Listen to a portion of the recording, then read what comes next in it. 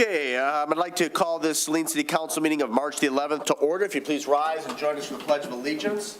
I pledge allegiance to the flag of the United States of America and to the republic for which it stands, one nation, under God, indivisible, with liberty and justice for all.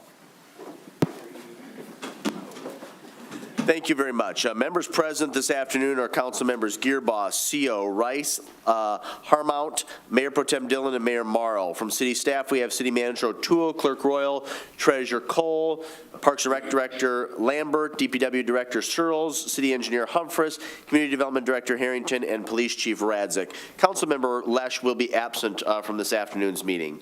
At this time, we will proceed to our first and only presentation, which should take up the bulk of this afternoon's meeting. And our goal is to get you out of here sometime between 6 and 7. I do want to just note for the record that between now and our next regular meeting, which will be a week from today, that gives you ample time to raise questions, address concerns, or ask for points of information in regards to the proposed budget. As a discussion item at our next council meeting, we will have a brief dialogue on if we want to schedule another special meeting or a work session to go over the budget. And of course, in the interim period, staff will reach out to Councilmember Lesh to go over the document and to address any questions and concerns that he may have. So unless there are questions from me, City Manager O'Toole, can I start with you, and then you can yield the floor to one of your colleagues? Absolutely. Similar to previous years, we've broken the presentation up into the distinct and separate funds of the city's finances. So we will open first with general fund. We have all our relevant department heads here for that. Each of them will take a different department relevant to them within the general fund, and then we'll have some breaks for questions. So for this first slot, we will be specific to general fund revenues and expenses by department, and I will turn it over to Treasurer Cole. Good evening. Thank you so much for joining us to discuss the projections for fiscal year 24 and the proposed budget for fiscal year 25. During your review of the budget, you may have noticed that some general ledger account numbers have changed. I have provided in the city's SharePoint site a list of the most common general ledger numbers that are used and what their new account number is for your reference. But here's just some examples. So if you're looking for something, the state has required us to do this conversion. We finally completed it successfully, so now we're working with our new set of general ledger numbers. First, I wanted to talk to you a little bit about our general fund revenues. So far, fiscal year 24 has been a good year for the city of Saline. One notable change is that our property tax revenue did increase substantially. This is due to a lot of new development and also the CPI index increase of 5%, which is the same for this year as well. We received a new payment from the state for our 2 marijuana facilities. As of September 30th, 2023, if you had an operating facility within your jurisdiction, you are to receive a payment of $59,000. Also in the city SharePoint site, I have provided the backup for you along with the regulation and rules on the marijuana tax payment information. Moving on, we expect that the permit revenue will remain consistent. Remember, our permit revenue is offset by permit expenses, and we're in a very positive state. I would say about $30,000 right now to the good. More like 100, actually. Oh, are we more at 100 now? Is building is expended, or earned 303 and expended 212. Oh, that's right, good. So Ben will probably elaborate on that more when it's time to talk. We have second year of our revised investment practices, which has boded very well for the city. We are averaging about 5.5% return on our investments, and so far to date, we've received about $1.2 million, and we're not finished with the year. And then one thing that you may notice as well is that we have no revenue from our E911 services. That is due to the dispatch moving to Washtenaw County. All right, so now I would like to talk to you all about general government expenditures. So this is admin, city council, all of the non-departmental specific functions within the general fund. You will see across the board a estimated 3.5% increase for all full-time positions. This is to match our admin cost increase, salary cost increases with what's contractually obligated for various unions. And that will change slightly on a position-by-position basis in accordance with our merit pay rules. This is also the second year that we will have the IT and HR budgets separated. So you will see within individual departments an allocation to those sub-departments, and then the total cost contained within the departments themselves. That's code 228 and 270. And then just a couple other major changes across those funds for this fiscal year. We do estimate that the city will no longer maintain the fire admin assistant position in FY25. That would be the exclusive responsibility of the SAFD itself. As you may or may not know, that position is now currently a City of Saline employee, but exclusively does work for SAFD. So this is kind of removing the city as a middleman in that equation. And then later in the budget, there are some capital improvement repairs to City Hall this year that will hit general fund.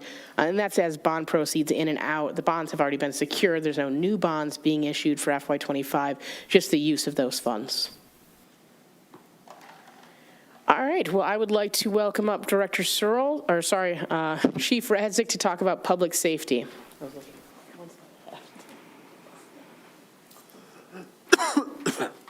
And Chief, make sure the green light is illuminated at the base of that microphone. It is. Perfect. You may begin. All right, good afternoon. In the proposed 2024-25 police services budget, the largest cost category in the budget is salaries. Within this category, there is a projected reduction in overall wages due to Metro Dispatch migration and the associated elimination of 3 full-time positions. Barring unforeseen circumstances, we further anticipate an overall reduction in overtime cost attributed to the elimination of police officers having to fill vacant shifts in the old city dispatch center.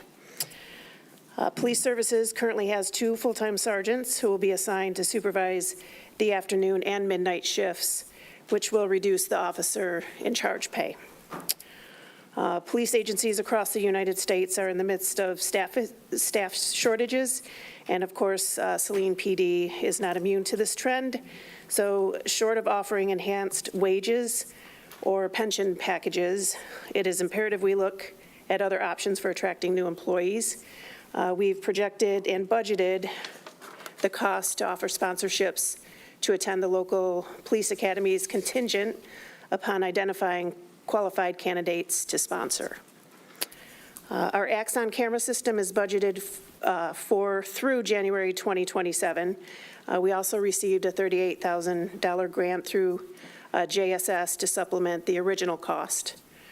The initial Metro Dispatch service contract is valid for 18 months, beginning April 2nd, 2024, and will not expire during the 2024-25 budget cycle. So there's no cost adjustments expected there. And that's, Thank you. yeah, We'll do questions at the end. at the end, okay.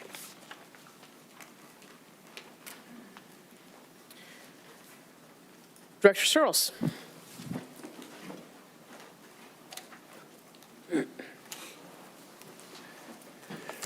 For the 24-25 upcoming budget at Public Works, we're looking at investing some money in chunks into buildings, into playground spaces, and catching up on some of the training and certification that we need to be in compliance.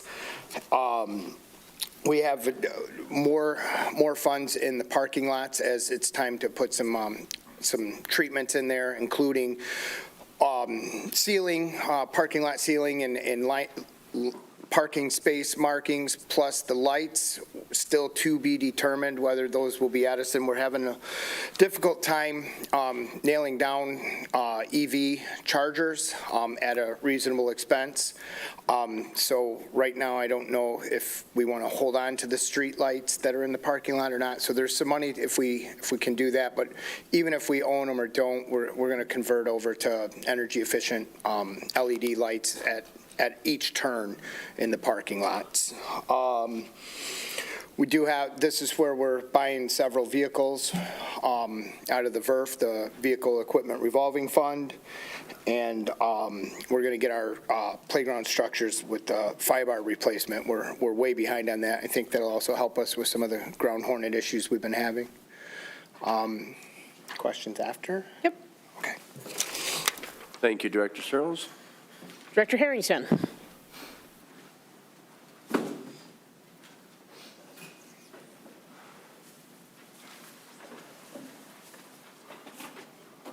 Perfect. So I can go over the slide too. So we have it budgeted so that our permit revenues will likely hold into the next calendar year. We have it really at a good point a really good spot at this point where there's not really a way for us to lose money if we're billing properly for permitting, which we're set up to do. We conservatively estimated that those revenues and thus our expenditures will kind of hold the same next year. If we do get a variety of new homes, though, that's likely to increase in both terms of revenues and expenses. New homes are our bigger money makers, so to speak, because of how our building fee schedule is set up. They definitely take the most amount of time from a staffing perspective. You have to set up an individual project for each home. It's a long 9-month-long process with lots of tracking, lots of follow-up. So it's definitely the most labor-intensive thing for us. I think we're charging adequately to cover our expenses for it. But that said, if we get a lot of new residential developments as Bella Terrace gets built out, if we annex new properties, some of the one at the corner of Waterworks in Ann Arbor, we're likely to see more revenues coming in from those projects specifically, which is good news for the city. We combined, as Treasurer Cole pointed out, 101-371-82200. If I'm not mistaken, that has to do with our sub-inspectors contract staff. Previously, under Paycor, it was set up, we had 2 different accounts paying out to our sub-inspectors. So for those of you who are aware, that would be Mr. Feldkamp, at one point Mr. Butternitz, now Mr. Penix, who's our code enforcement officer. They're all contract staff. So just for simplicity's sake, to just budget out of one account for their salaries, for their expected expenses, is a lot easier on us. And then Treasurer Cole added 101-701-804-000. I don't think it's a new line item, but it's just where we're allocating some of these grants that we've gotten recently. It's about $100,000 to cover various things from zoning code updates through a MSHDA grant that was about $42,000, the RRC grant that you're all aware of for the downtown design study, which is $40,000, and then a site readiness grant for our lot that we own off industrial, the one that kind of horseshoes the Briarwood Collision Center is what it is. So doing a site readiness grant to hopefully get that off the city's books and sell it to somebody who will develop it. It was through, it wasn't MEDC, it was Michigan State Finance Board. And additionally, as I mentioned earlier, we are in the black on both our building inspections, permitting softwares, et cetera, as well as our rental and program. So far for fiscal year 24, we've earned about $303,000 in permit revenue, and we've only at this point expended $212,000. Some of that's subject to change based on salaries and things like that, as well as going forward, we might incur more expenses. So I don't know if that gap will stay the same, but I definitely expect us to earn more money than we spent, which makes up for some deficits that we've accumulated over the years, as well as covers the building department's section of the building, which is a eligible expense for that type of thing. And then for our rental program, we've earned more revenues than expected, so we're about $77,000 in revenue and then $58,000 in expense.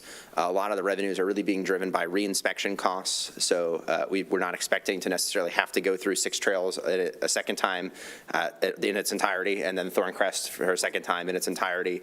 Those all have fees because we have to have a staff member go out and inspect, a contract staff member through Carlisle Wortman.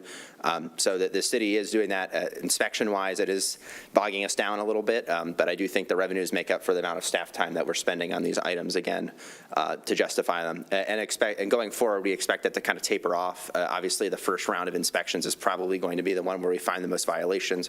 Hopefully, in subsequent 2-year inspection cycles, we see a notable drop off of that. Additionally, we won't have that registration income anymore, so we charge to register because it's a lot of process. As process to log everybody into the system and to have all their information collected, to have their contacts, et cetera. Until they change ownership, they're not required to re-register. So that won't be a recurring income or expense for us. So it should likely balance out here and be more of kind of a background thing rather than a main income driver for the department. And again, it's not really being used in that way. So, Thank you. cool. Thank you, Mr. Harrington. Okay, and then underneath the general fund, we have a category called Rec and Culture. This houses a few of our different committees and commissions, as well as our historic assets, the depot and Rentschler Farms. We don't have any major capital projects for either of those two historical assets this year. And otherwise, no specific changes or requests yet from committees or commissions outside of their prior year's budget. So we're not expecting any major changes. They do still have, I guess, a little bit of time between now and when we finalize the budget, but ideally, we should have heard by the end of January was the previous deadline that we articulated. If we could have that reach out again to the chairs, because I know being a new chair in HDC didn't realize what the deadline was, so apologize for that. All right, and finally, engineering and capital projects.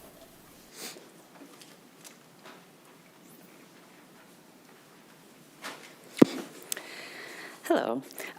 So on general fund, 447 is the engineering digit code, and under that, we have some money allocated for consulting costs on non-motorized studies, non-motorized grants.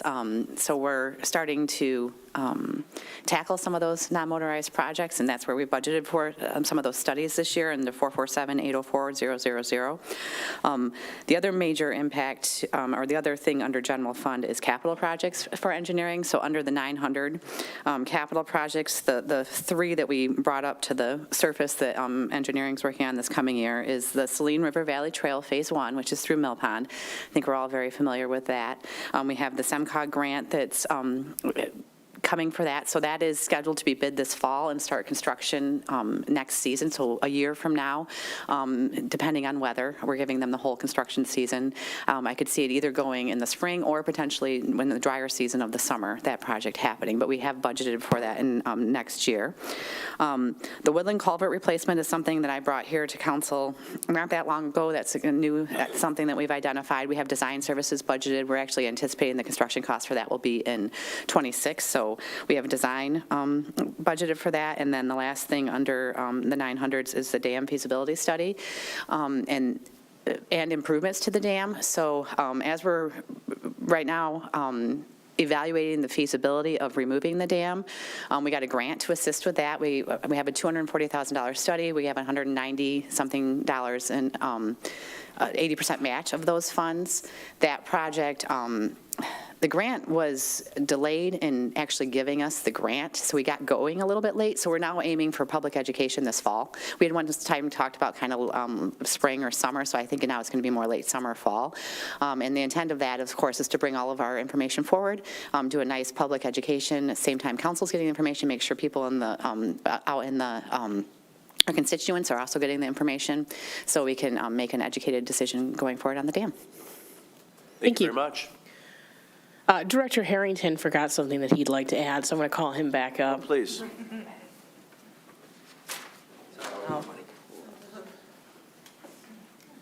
I know, I'm going to pull up your. So one of the items that we had potentially talked about, there's obviously been a lot of concern about supporting downtown businesses and various programs that we can do.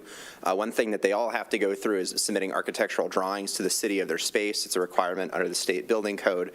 So an idea that I shared with City Manager O'Toole is to allocate somewhere between $50,000 to $75,000, a one-time contribution to a pass-through grant program. It would go through Main Street. We would invest some of the money, but then every year we would give out a variety of grants to identified businesses, whether that's retail, restaurant, service, whatever it might be for the city's specific aims, and help cover the cost of their architectural drawings. Because as I mentioned, it's a requirement. It's often a non-insubstantial cost ranging from $2,000 to $10,000 for new businesses. So a way to support them to get the types of establishments we want, to be a little bit more business friendly on the downtown end of things, and to do something that would only have to require a one-time contribution, and then hopefully building an investment account off of it that would then generate funds in perpetuity. Very good. Excellent idea. Appreciate that. Okay, and now Treasurer Cole has asked me to share our FY25 proposed budget with projected, as well as the trend into the future. I know this is a very small document. Is there something specific you want me to zoom into? Yeah, maybe the fund balance at the bottom. And I apologize for how small this is. It kind of takes up a lot of space to fill in all these cost categories appropriately. I just wanted to share with you some good news. Right now, FY24, we're going to be reaching our minimum fund balance requirement of 15%. In fact, we look like we're going to exceed it about 5%. Next year, we'll be adding more to fund balance, which will be about 26.5%. So the city cost savings programs and the additional revenue that we've been receiving has really put general fund into a good position. And I want to personally thank all of you for making some really tough choices this year that allowed our general fund to be meeting its requirements and putting a little bit more padding in. It was desperately needed. And I know those choices are tough, but the general fund certainly appreciates it. Okay. Any questions on general fund? So we're going to hold off on Director Lambert for the time being, is that correct? Correct, she doesn't have any general fund That's right, okay. topics. All right, easy enough. Not directly. Let's do, actually, can we go back to the previous slide with the fund balance? Oh, Treasurer Cole, especially for our new member and for our other new member who's unable to be present today, can you remind council, so the fund balance policy that I believe was first adopted in 2013 and was subsequently revised outlines that a corrective action plan needs to be established if the policy, if the funding level drops below 15%. It also requires additional action to be taken if it exceeds a certain percentage. Can you talk a little bit about that? Certainly. So in general, a local unit of government will want to have minimally 15% in savings. And that represents the ability for us to continue on our operations for 3 to 6 months approximately if something were to go south or an emergency happened. So that is kind of the rainy day fund that all local units of government attempt to achieve, and that we should set aside. And then also, we want to save and have that emergency fund, but we don't want to have too much money because we don't want to have taxpayer dollars sitting in the bank account unused. So we certainly don't have that problem here at the city of Saline, and we have a lot of investments ahead of us, so certainly the extra 10% approximately that we now have in fund balance will help out with a lot of those costs. And I believe the fund balance policy would have been in the packet that was given to council members Lesh and Harmont as part of their onboarding. Is that correct? Correct. That is So I'd correct. encourage both of them to take a look at that. And it does outline if the fund balance exceeds a certain percentage that there are priorities and how those dollars can be invested and spent, i.e. specifically infrastructure and then post-employment benefits, which could include pension and retiree health care coverage. With that, any additional comments, Treasurer Cole or City Manager O'Toole? No? Then let's start with an initial round of questions. I'll limit folks to 5 minutes, and then we'll have probably at least a second, maybe third and fourth round of questions as well. I think it might be helpful, as opposed to having a department head come to the podium every Yes. time a question is asked, if maybe we could get some of the cordless mics to our give our, We could also take it one department at a time if you guys think you have your questions in order. That might be a little easier. okay, so why don't, that's fine. So I would ask that it was Chief Radzik who presented first. Chief Radzik, do you want to come to the podium? Then we're not going to stick to the 5-minute rule. Well, if you exceed 5 minutes, I might jump in, but I'm going to ask you to exercise some brevity, but of course, I want to give you an opportunity to ask any questions and raise any concerns that you may have specific to any changes in the department head's budget. So this evening, I'm going to start to my left and end to my right. So I'll begin with Councilmember Harmont and end with Councilmember CO. Councilmember Harmont, any questions for the police chief regarding her budget or the notable changes that have been articulated, that are now articulated on the screen? Sure.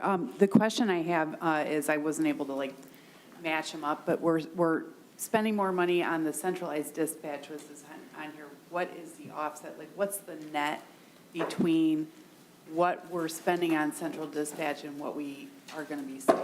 What is the net on So the net between what we previously spent on in-house dispatch versus the contract? Yes, correct. I'd be happy to pull up all the documentation that we did for that, but it was roughly 100 and 36?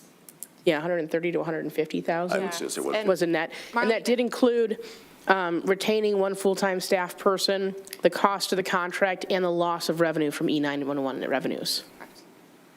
So you said, But yeah, I apologize, we don't have that number immediately available, but I can get you that documentation. it's a net to the, It's a net positive to the general fund, yes, it's a savings. and that is also accounted for having to have like coverage for city council meetings. Yes, yeah, it's a very nominal cost to do that. That's the question I have. Very good, thank you, Councilmember Harmount. Councilmember Rice, any questions for the police chief? Yes, I have already asked this question, and I didn't write it down when I asked it, so I apologize. The contract for the body-worn cameras, how often does that come up? I don't have that in front of me, but it goes through to 2027, and it's, I believe it was a 4 or 5 year contract. I think it was a 5-year contract initially. And the idea behind it is really like an installment payment for the equipment itself. So you're just paying back the cost of the equipment. The idea is at the end of 5 years, you either upgrade your equipment or, I guess, look at whether any changes need to be made. And the grant funding that we received for that, is that something that is renewable? no, that was a one-time, yep. Okay. And actually, when I went in front of council to ask for the original cost for the body-worn cameras, we were not approved for the grant yet, so that wasn't really, it was kind of a bonus that we ended up getting it after we committed to the money for the body-worn cameras. That's super helpful. When we return the dispatch equipment eventually to the county, I think Mr. Schonk said it goes back to the county, do we get any money back from that, or were we leasing that? I don't believe we get any money back for that. Okay. And I know that we are going to keep some of the equipment up there because we'll still Yeah. have some lean things that we need to do with that. Yeah, so. he was talking like the internal stuff. Right. Yes, yes. Okay, those are my only two questions about this. Very good, thank you, Councilmember Rice. Councilmember Gearbaugh, any questions for the chief? Just a couple. One basically is regarding revenue and looking at, of course, enforcement where citation fees come in from fines and penalties, I guess, or whatever. Seeing that that's fairly flat, and my concerns have been, as you know, about enforcement and such, what do you see occurring in that situation? Is it because we're providing more warnings than we are actually writing tickets, or do you anticipate any change in that? That's part of it, and you'll probably notice a decrease as well because about a year ago, there was a directive put out that we will not be stopping cars solely for the purpose of not having insurance. So again, that's really been a countywide discussion on targeting certain socioeconomic groups, because on top of that, then they get their vehicle impounded, and they have to pay to get that out of impound. And we have a lot so- more warnings happening when there's people speeding and running stop signs and running stoplights and that. I wouldn't necessarily say more verbal warnings on that. Okay. Yeah. Just again, my concern Right. about enforcement, and I know that's one of the big things with downtown, we worry about speed and things. Oh, going through. yes. So, not seeing those numbers going anywhere much in the last 3 years. Right. Starts questioning what are happening with that. Right. This question is probably for you, but also for the city manager. As I'm looking at the total function for public safety, it appears that we're decreasing almost $500,000 in overall expenditures. Just want to make sure that I'm reading that correctly. It's going from 3,038,106, which is our current budgeted, amended budget, to 2,543,705 for 2025. Okay. So that's how much it reflects not only the dispatch, but what else would be in there? Any equipment or something? So if you don't mind me answering that question, and perhaps Chief Brazda can add on to that. But what happened is with the budget last year, I think that there were, I don't want to say, there were costs that were inflated from prior years of expenses. So we looked at prior years and we continued those expenses forward. Marlene has done an amazing, efficient, and effective job of managing the department, and they've had far less equipment needs and capital improvements, and she's also really tried to keep the overtime at bay. So running the department actually is a lot less expensive than we originally projected. Great. And I'm Yes. glad to see that. I just wanted to understand because I didn't know we had 2 openings still right now that we're trying to fill, correct? Correct. We just had a conditional job offer, so And those are reflected in these numbers, correct? Yes. Yeah, the numbers reflect full staffing. Thank you. Thank you for working with Elle and yes, making these reductions and catching pennies where we need to. Thank you. absolutely. Thank you, Mr. Gearbox. Council, or Mayor Pro Tem Dillon, if you have any questions for the chief. Thank you. Along the lines of what Mr. Gearbaugh's question was I also had questions about the fines and court costs section. One was parking ticket receipts. I mean, we're setting up, receivables of $200. I mean, that's less than one person parking illegally in a handicap spot. I mean, I guess that's something I'd like to see us kind of go back to focusing on. I know we can't chalk tires, and it's not about that, but there's a lot of cars that park the wrong way on streets, parked in front of fire hydrants, in handicap spots, and you see that a lot in our area. And I see that a lot just because it's something I need to look for. And so I would like to see, and I'm not looking to create a revenue source, I just want to correct the behaviors. So I'd like to see us figure out what we can do with that. And then as far as your budget, the one question I had was, have we done any kind of research with county dispatch as to what the average increase is for their already existing municipalities, their yearly increases?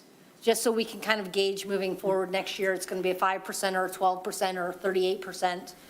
Do we have any idea like what we're looking at? Because 18 months is such a short period of time. Yes, it is a short period of time, but I mean, I don't see when we've had these discussions, it's all based on our call volume. Okay. So, And so that's what it's not across the board, they do No. a 5% increase or something? Okay, it's just based on the needs of your community? yes. Okay, well, that's good to know. And then, sorry, I've got paper, and so it's sort of making sure I'm on the right page here. Your documents actually had a lot of notes with them, and I really appreciated that because it answered a lot of my questions right off the bat of like why these numbers were different. So one of the things I just wanted to, because it does look like you've got substantial savings now in overtime. And so I guess I just want to clarify that we have no intention of having officers sitting at a front desk at any point in time anymore. Absolutely not. Fantastic. I appreciate that. And then as far as your gear and anything like that, is there anything big coming down the pike that you need full replacements of? Or, like, I know that every once in a while we've got the vests that go out of date. And if there's anything like that and it's not about the expense, it's more about looking ahead to grant opportunities. I know this is something we're working with the fire department on right now. So just sort of looking at that. Beyond that, at this point, I think Mr. Gearbaugh asked my question because I wasn't sure as to if we included all the staffing needs in there. So we're accounting for currently vacant positions in here, so we Yes. won't have to add those in. And then the other question I had was sort of about the school resource officer and the crossing guards. So the schools reimburse us a percentage of the cost of the crossing guards, correct? Correct. Okay, because I know that's something that comes up in conversation all the time. And that's statutory, I think. No, it is think not. so, It's no. not It was an statutory? agreement we came to with the schools, mostly to try and offer a more competitive rate to get people. Okay. Okay. It's statutory that we provide them, Right. yes. Okay, Yeah. oh, that's what I thought. And so just understanding that, and then the school resource officer, can you remind me, do you remember how long that contract is? I think that was for, was it a year or two? Yeah, I believe it's school year to school year. Yes. Just each yes, school year? Yes, so we'll need to renew again this summer. Yes, Okay, and that's 75%, I believe, yes. right, okay. Yeah, I'm looking forward to sort of hearing a report out of what that looks like and how that year has been for both sides, whether it's been effective for the schools and if you not having that particular officer in-house and how that shared time is working. So, but at that, I will stop and yield the floor to Mr. CO. Mr. Seal, any questions for Chief Radzik? Yes, Your Honor, thank you. Do we still get funding from Malazzi for officer training? Yes, we do. Okay, And we also have a grant to help supplement when we send somebody through the academy as well. okay. That was going to be my other question. Do they still run a police academy at Washington Community College? Yes, well, this past year, they actually ran 2 academies. Usually it's just one, but yes, Is there a disparity between tuition costs depending on where we send them? not much. Other than maybe some overtime costs that would incur for travel time if, say, they were going to Schoolcraft. Okay, Yes. all right. That's all I have right now, Your Honor. Thank you. Chief Radzik, to go back to a point that my colleague, Mr. Gearbaugh, made. So just, I want to be clear, 2 vacancies, you just made a conditional offer to an officer. We had spoken previously about another individual you were trying to recruit who might be retiring from another agency later this year. Do you recall that conversation? It wasn't a retirement. He was just interested in coming here. Relocating? Yes, Okay. correct. All right. They settled their contract and at the agency he's at now, and so he doesn't have an interest to come here. Okay, because- right. Yes. So still just 1 outstanding position? 2. We were down 3, Okay. and then we just provided a conditional job offer that was So accepted. now we're on down to 2? Correct. Okay, all right. Yes. That's what I was confused on. Yes. And I'm assuming there's going to be some steps made to continue to promote those open positions and to advertise that we are offering scholarships and sponsorships to individuals to not only go to the academy, but to provide them a base wage while they're attending school. Yes. Okay, very good. We can follow up on that subsequent to today's meeting. Appreciate your time. Okay, thank you. Next slide, please. Director Searles, if you'd like to come to the podium. And again, I'll start to my right and, or start to my left, excuse me, and end to my right. Councilmember Harmount, any questions for DPW Director Searles regarding the notable changes presented on the screen or any aspect of the Public Works budget? Yes. So do we make a determination that we're going to get rid of the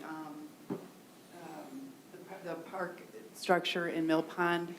We're not, no. We're going to look at making it more accessible for now. So that amount that was allocated in the budget is not to tear down, it's It's to improve.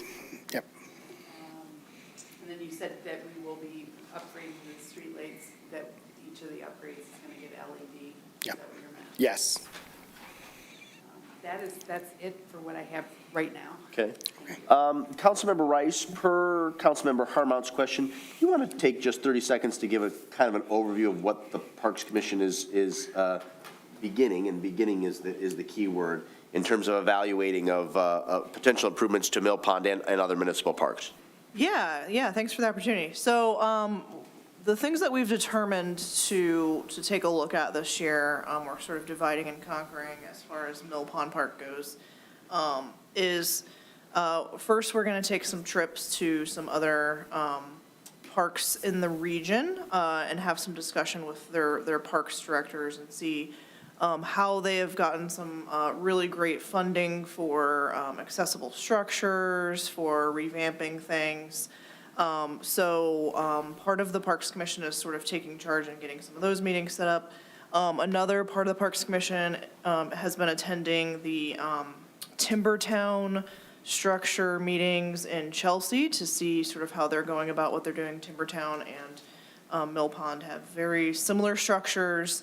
And there's, from what I understand, is a little bit more degraded than ours, but they do have a DPW that keeps up with things, but we have really spent a lot of time and effort keeping up with ours at DPW, despite its deficiencies. The next thing that we're doing is we're going to start having some conversations, and I know Sunshine's already has started having these conversations with DPW just to sort of look at some different engineering scopes, the things that need to get taken care of, like the ground cover, things like that. We're also going to start having some additional conversations. We're starting what we're calling a Friends of the Park program. Our first meeting is actually coming up here in April. The information will go out to the public soon. And Mill Pond is the first park that we're going to sort of tackle with this volunteerism idea, where we're going to bring folks together who, will be doing different activities as far as beautification and cleanup. But in those conversations, we're also going to make sure that that park is serving the needs of the community. So a lot of those conversations will start happening this year as well. So this is a scoping year for us. The commissioners are also very keen on, and I know that the director of Parks and Rec, Ms. Lambert, is also very keen on keeping our eyes peeled for grant opportunities and things of that nature for upgrading accessibility. So this is a project scoping year for us, and we will be bringing some recommendations to council as things are updated and as things change. Very good, yeah. So I appreciate that. Sort of in the earliest of preliminary stages as we evaluate future opportunities, but to the point that Mr. Searles made in his initial presentation, it's, I think, critically important that we try to maintain an existing asset as long as we're responsible for it. So that is what's proposed in this budget this afternoon.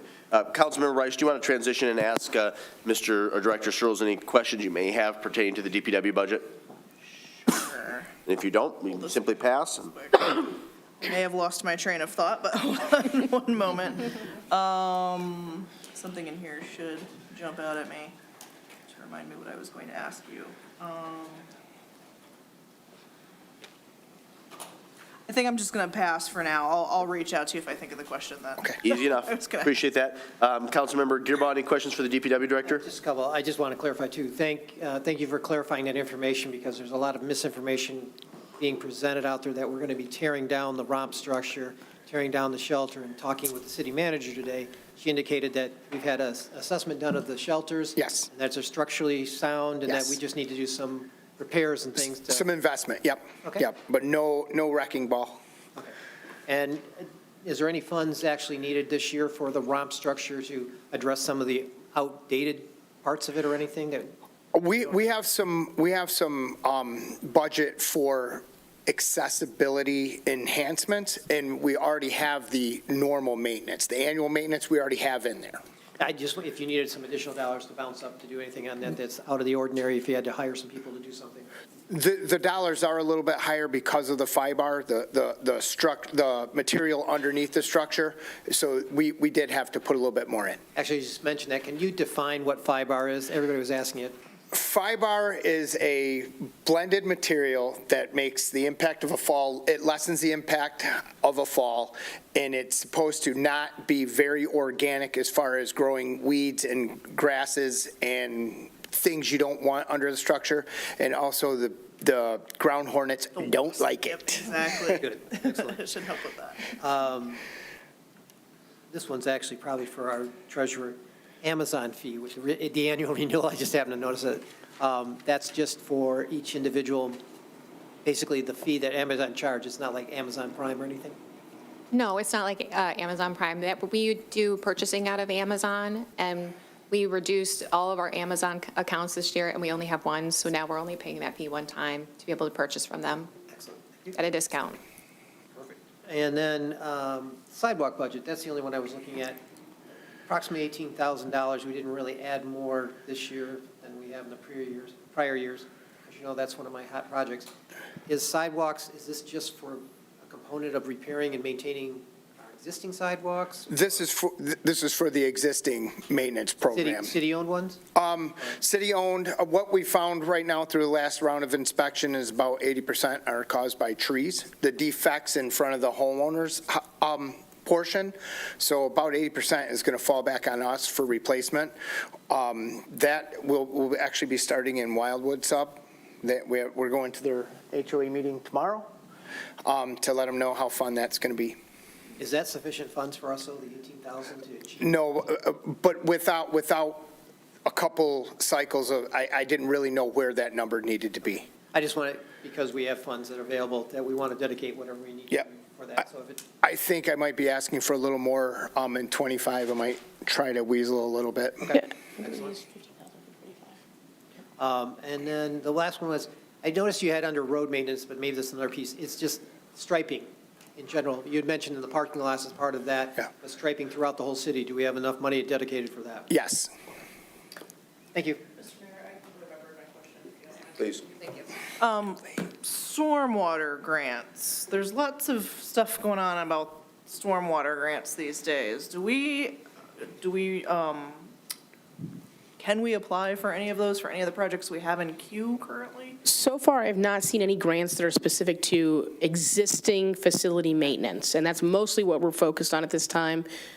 Certainly, Tasha or Larry, you're welcome to correct me if I'm wrong, but I haven't seen anything to that effect. We are going to be looking at some stream bed restoration, outside funding. We are looking for that.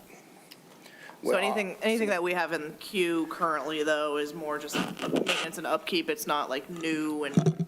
Correct. Yeah, our biggest upcoming project would be manhole and service line lining. Okay. Yep.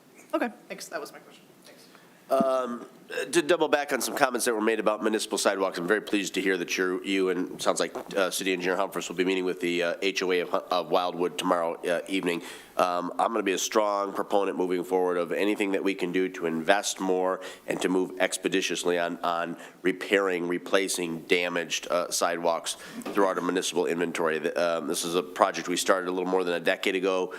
We did some excellent work on the front end, but it's kind of been dragging along here in recent years. So if you have the bandwidth, the time, the ability, and you want to do more, as long as we have the funding to do it, I'll be amenable to a budget amendment or a reallocation to make that happen. My only question, and I can't remember if it was in the previous fiscal year or two back, can you talk to me a little bit about what you have in the hopper for tree replacement citywide? Well, we have done the last 3 years a steadily increased reinvestment in street trees. I believe we might have been a little bit behind. I believe, Al, help me out, I think we bumped it to 8,000 Yes, we did. from traditionally being 4,000. And so we can get some more of those trees going sooner. Does that include the DTE grant that we used to get? We're on the odd cycle, so it'll be next. We're only eligible every other year. And 8,000 is, do you believe that's sufficient? I mean, I think it actually comes down to probably bandwidth with your staff. Yes, and that's where we're at. Right there, I think, is about the peak of what we can get in the ground responsibly. And a ballpark primarily for our citizens' benefit, $8,000 gets you approximately how many trees?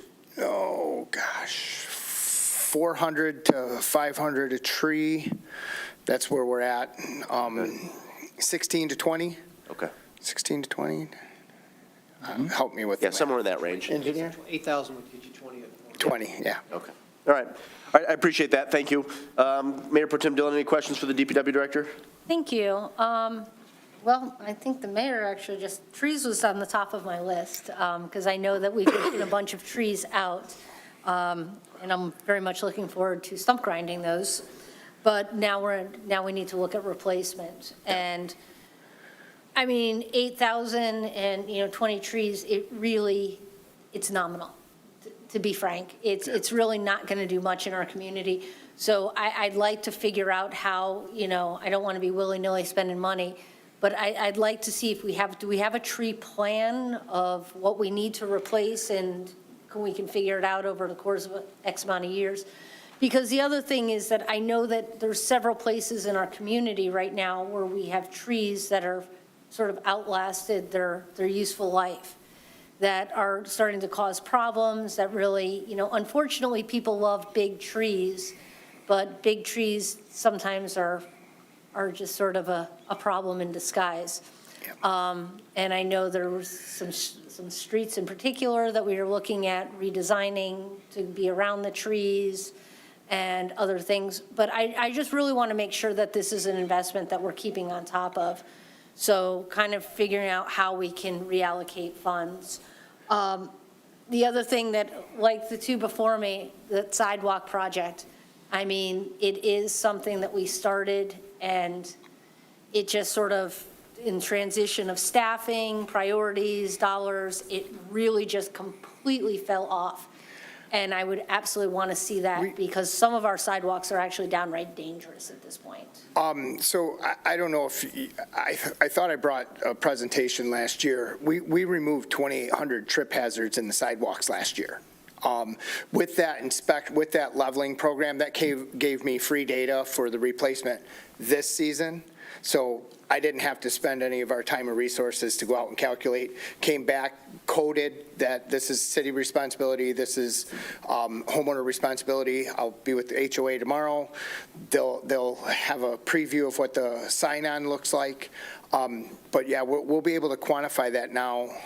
Sorry if I got behind, but the program is very burdensome with the ability to opt in or opt out and the timelines Right. being up to 30 days. You quickly run out of construction season. No, absolutely. And I mean, I think that's where, I mean, I think that we need to be more proactive in our sidewalk plan, in that the city needs to deem, okay, these sidewalks need to be replaced, they're going to be replaced, and we're going to bill you for them. This whole opting in, opting out, it really, we lose seasons, time after time after time, waiting on people. And then we had issues on our own end where we didn't give people enough time to make those decisions. So, I mean, I just think that we have to own the task and say, you know what, we've made the decision that the sidewalk has to be replaced, and we're going to replace them, and either it's our responsibility or it's yours. So either we pay the bill or you pay the bill, but that's how it's going to be, and just crank through all of these areas of our city. Just because we keep talking about being a walkable community, but yet we're not necessarily fully walkable because we have so many trip hazards. For the body, we're following the road maintenance program now. It's pretty patterned out. We have the data going forward on the roads. We're going to be matching the construction season. So what we'll kind of be doing is one and done in each subdivision. And, there's only like 8 major subdivisions plus downtown. I think we can accomplish that in the very near future. That's awesome. Where everyone's comfortable with our sidewalks. Okay. The other one I wanted to ask about, and I think Councilmember Rice may have touched on it first and you've commented, but was the street light program. Like, where are we in that process? What is it going to take to finish the transition? Because I know, like, on my street, for example, we have 2 LED lights, one at the very front, one at the very back. Are those? Everybody else in between has still got the old yellow lights. I believe those are DTEs. And so. They're not ours. I'm talking about the streetlights that we own in the parking lots. Right. Yeah. But, okay, but I want to, we had a streetlight program where we were replacing all of the streetlights, and that just sort of fell by the wayside also. And so I just want to make sure that when we start projects, whether we have a change in leadership, a change in priorities, that we just sort of see things all the way through. So I'm not saying it has to be in this budget, but I want to know that it hasn't completely fallen off the radar. They're not, we don't own those. Yeah, I apologize. I'm not familiar with the previous project to replace non-city-owned streetlights. Is that something that existed We had before? gone through a number of replacing what would have been the old mercury vapor, not Yeah. the sodium, but mercury Right. vapors. And DGE came in and replaced all those, but then they kind of left the sodium, I believe, because they weren't using any more energy than LED. They weren't as As much? quick return on investment. Right, that's it. Yeah. But we haven't probably done that in 3 or 4 years. So is that something we need to start lobbying DTE to? Yeah, I mean, it costs us money to do that, but it was really when we started moving everything from private ownership over to DTE, and most of all of our lights are now under DTE except Yeah, for the city. except for the downtown. Well, the good news with that, we did get a notice from DTE that they are running their high-pressure sodium out of stock. They're not producing anymore. Oh. Everything going forward will be LED. So whatever is in their inventory, once that's used, not to be reused. It'll all be conversions. Yeah, because I think lately it's been whenever some of them they have been replacing, but at that time, we haven't done this program since pre-2020. Okay. Okay. So it's just something I'd like to sort of see come back. One of the things that I also, and sometimes it's hard for me to see whether or not it's in your budget line by line, is in our parks. I really want to see, I'm gonna ask for this every year, and is gates at the entrances. Curtis Park especially needs a gate so that when that park needs to be closed, they're not waiting with a police officer until DPW can come and put up a barricade. I mean, just a swing gate. You know, I know we used to have them at Mill Pond, and they don't even need to lock, just a physical barrier, because that's one of the comments that came out of the coffee hour on Friday. It's been a thing that people don't feel safe in some of our parking lots in our parks. I know that Councilmember Lesh has a very clear view of the back of Curtis Park, and for years he has talked about the after-hours traffic that's happening there. I can see Mill Pond Park from my house very clearly, and the people that are sitting in that park at 2 a.m., I think we just need to, kind of hone in on that. And on the same regard, I absolutely am going to keep lobbying for cameras in all of our parks. I think it's just absolutely necessary at this point that we have eyes on our parking lots and our assets. And so I don't know where there could be opportunity. There is money in the budget this year for cameras in the parks. I didn't have Chris Schonk present separately, but the IT budget does have dollars for cameras in the parks. Okay, like I said, I thought Yep. I saw something about Yep. cameras, but it didn't really match up, so that absolutely makes sense that it's in a different department. Yeah, it's under the IT budget. So I appreciate that. I think that that's really great. The other last thing, and then I'll yield the floor, which is you're getting a lot of equipment this year, it looks like. And so are we cycling through equipment? I know, like we've talked about, that we're selling off the Vector, we've sold off our excavator. I just want to understand that we're not being too hasty. Like, we sold off one excavator for a new excavator that's a smaller one. Are we going to need one again? I would say not too hasty. I would think more we've put off too long for a lot of the frontline equipment. Okay.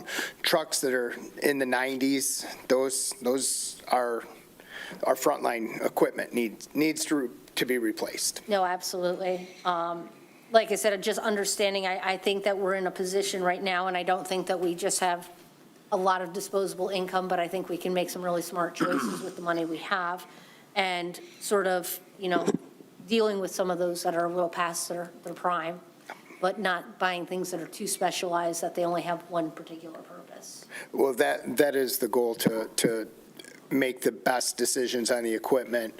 Look for equipment that's going to be time savers, because we're usually short on man hours. Equipment that holds its value longer than others, and try to get a responsible replacement so that we're not hit all at once with failures. Fantastic. Thank you very much. Mr. Steele, any questions for our DPW director? Yes, Senator, thank you. I read recently where there's a change now, I don't know if it's the law or policy, but where the homeowner is responsible for the water line going from their home to the water main. Now they are only responsible for the line going from their home to the curb box. Does that have any economic impact for the city? Yes.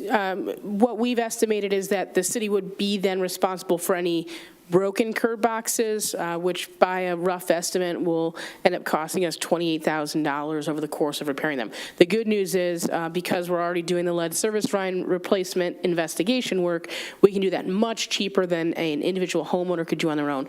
You'd estimate between $400 and $600 to replace one of those as a homeowner. We're going to be able to do it for $100 because we're already going to have that curb box dug up. Very good. You saw the email I sent you guys? I didn't have time to check my email today. You mean curb box, does that mean the valve too? If the valve was damaged, obviously, but Just found out, it looks like we got our lead service verification grant. Oh, excellent. So that whole conversion of change of ownership just got super affordable because the state's mandating that we look at them. They're making us excavate every service on every home 1989 or older. So every one of those homes, we have to investigate. If the curb box doesn't work, it's just the cost of the box, which is about $60. So we're finally got a grant. I'll take it. Just a quick comment, too. Saw the guys out there finishing the dressing up of the wall along the cemetery there. Looks really good. Thanks for your help on that. They did a great job, didn't they? Yep. They work quickly, too. Yeah.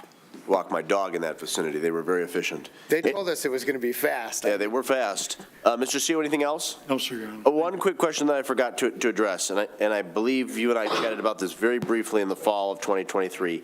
Signage replacement, the one that drives me crazy on the way home here every day is the faded stop sign at McKay Street, but there are a variety of municipal signs across the city that are faded, damaged, bent. I'd love to have the appropriate dollar amount in the budget for replacement. Mayor, I was thinking, and we did put it in this 25 budget, the ability to make our own for specific signs. We're not going to make a stop sign cheaper than we can buy one, but every single road name or any unique signs, those are always 6 weeks, right? I got a dead end sign that's 6 weeks out. We have it in the budget to buy a printer and a roller so we can start being responsive. The sign inventory needs refreshed. We need to pick a spot, A to B, and start refreshing the signs. Some of them aren't as reflective as they should be. So, yeah, I agree with you. We need to do more signs. But the money for said equipment is in the budget? To purchase the equipment to make our own. And what does that run approximately? About $60,000. And the lifespan on something like that, could we get a decade of use out of it? 15 great. years. Okay. Got a lot of signs. That's a lot of signs. Yeah, and a lot more signs to be installed in the future. So, yeah, if we can get 15 years of life out of that, I think that would be a prudent investment. Yep. Thank you, Mr. Searles. Appreciate your time. You want to flip to the next slide? Actually, Yes. one more question. Oh, I'm sorry, who had the question? Sorry, Oh, I have one. oh, Not for you, it's actually kind of for Elle. Elle, the calculation that we use for contributions for vehicle/equipment, in this case, it's like 111, now it's going to be 111,520, it was 516. That was a number you come up with based on past history that we're basically a pass-through into the equipment fund, correct? Correct. Now with the VERF fund created, that allows us to save up. We allocate a certain amount every year, and we haven't been able to buy equipment. We had the money to buy it, but we weren't able to get a police car. We weren't able to get some of these trucks because they're on back order. So. Will that contribution change at any point? Yes. Based on- Okay. Yes, so based on the need and the age of our equipment, we evaluate every year the contribution amount. It's also recommended in the water rate study what that contribution amount would be. Thank you. okay. Mr. Harrington, would you like to come forward? Your portion of the budget is not as complex or multidimensional as some of your colleagues, but take an opportunity to address any questions or concerns. If I may, it might be worthwhile to see what the general consensus is from council on the concept that Director Harrington shared when he came back up the second time. Oh, the grant program Yeah. I would hope there's absolutely no trepidation or opposition to that. I think it's a wonderful idea. But if you'd like to make comment of that during your questions, you're welcome to do so. Can I start again to my left and then to my right? Councilmember Harmount, any questions for Community Development Director Harrington? Can we start to the right? Move to left. Would you want to this I'm time? the new guy, yeah. Mr. CEO, would you like to begin? And of course, if you have no questions, please pass. I can, and I'll pass. Okay, easy enough. Mayor Pro Tem Dillon, any questions for the Community Development Director? You know, the only thing that I had was when I was looking at revenue, it looked like some of your numbers were kind of low, your fees, your building permit numbers. Is it, I mean, obviously our housing has dropped off. Are we not expecting anything this year, or is that something that you look to amend? The budget revenues for this year for permits was $450,000. We're at 300 now, the last I checked. Usually we have two big seasons because of how our fiscal year falls. So we have July through September, which is the first season, and then we have essentially now until June, now through June, which is our second busy season. So we have a couple dead months in the end of fall where they can't build as much. So yes, it's not exactly month to month where it is right now, but it expedites pretty quickly in the last few months like it did last year. I think I have the yearlies on there for last year, and it's definitely something I'm conscientious of and tracking each month when I do those reports for you. Oh, I appreciate that. We're still very much above our expenses, which is my primary concern when I'm looking at this, is to make sure that we're not overspending when we're not making anything, so. Right. I guess the one thing I'll ask is that I'd like to see at some point some more room in the budget for additional code enforcement in our community. Whether that's coming from someone in your department, another code enforcement officer, whether it's something that we partner with our police department about. I just feel like we're missing a lot. We've become quite, I don't want to say lax, I think we've just become very quiet with a lot of the issues, and they just keep popping up. I've noticed it, when we changed our sign ordinance, and now I feel like all of a sudden it's sort of taking on this new life again of, because we're not regulating it the way we did, kind of putting the burden back on some of the businesses, all of a sudden we're just getting sign farms that are showing up again. And so I don't know whether it's an educational piece, whether it's a fine piece, whether it just needs somebody that goes out there and says, hey, you're not allowed to do this. Kind of understanding that piece of it. I just think that there could be some opportunities for us. No, absolutely. I do definitely think there's room. I mean, code enforcement's more of it's not necessarily a luxury because it's not. I mean, we have to enforce our laws for them to have any meaning, obviously. But I will say that some aspects of code enforcement are more, are we micromanaging? I walk by somebody whose gutters fall down. Am I managing that for blight? Because does it meet the definition of blight? Yes, so we should be sending a notice. I totally agree. Other aspects, and we talked about this at the last Planning Commission meeting too, is it gets very difficult and comes across as selective enforcement to target specific properties for issues that we know other properties also have. So the code enforcement officer and I have been kind of going issue by issue and then identifying as many properties as we can that exhibit that problem, outdoor temporary signage being a big one. And we were generating mailers and then sending it to all those property owners. So we're kind of taking care of issue by issue at one point. But we're always happy to take direction from the city council through the city manager, or however that process will work. If you are aware of specific instances, also using Revisi helps us know, exactly what properties you have in mind when you're talking about like sign farms, for example. At one point, we had done a pretty good job at getting all the temporary signage down in West Michigan, and then it comes back, and then it's kind of a back and forth. And I would say that's true for every city. That's not just Saline. And I know signs specifically, just to speak on that, are a problem in Ann Arbor, they're a problem in Pittsfield, they're a problem in Dexter. I mean, it is the bane of every community development director, city planner, code enforcement officer's existence is signage. So. And I do think that there's an opportunity for some education there, that if we created a flyer that said, here's the yeses, here's the nos, here's the hell nos, kind of a pile, I think that we could definitely help people, maybe if we can educate them, because one of the big things that are showing up everywhere right now are what I call sale signs, vertical banners. And it was, there was just sort of some mixed messaging, whether we allowed them, whether we didn't allow them, whether we allowed them to be a certain size or whatever. So I think if we can kind of clarify that and maybe provide some educational pieces, that might be a good thing. And then, the other piece to that is understanding, there's a shopping plaza, which I will not name, who I would say at least 60% of their lighting is out. I think it's unsafe. It's just turning into issues. And so understanding how we can go about correcting those issues so that our residents, are not having issues in areas that are unsafe to walk because there's massive potholes, there's limited lighting, or some that have absolutely horrific handicap ramps that really should be, replaced. So I guess I do want to see more enforcement and, attention paid to that. And so I'm not sure how that's going to work for you. But totally switching gears, we did the permit process of clearing out the old permits that we had.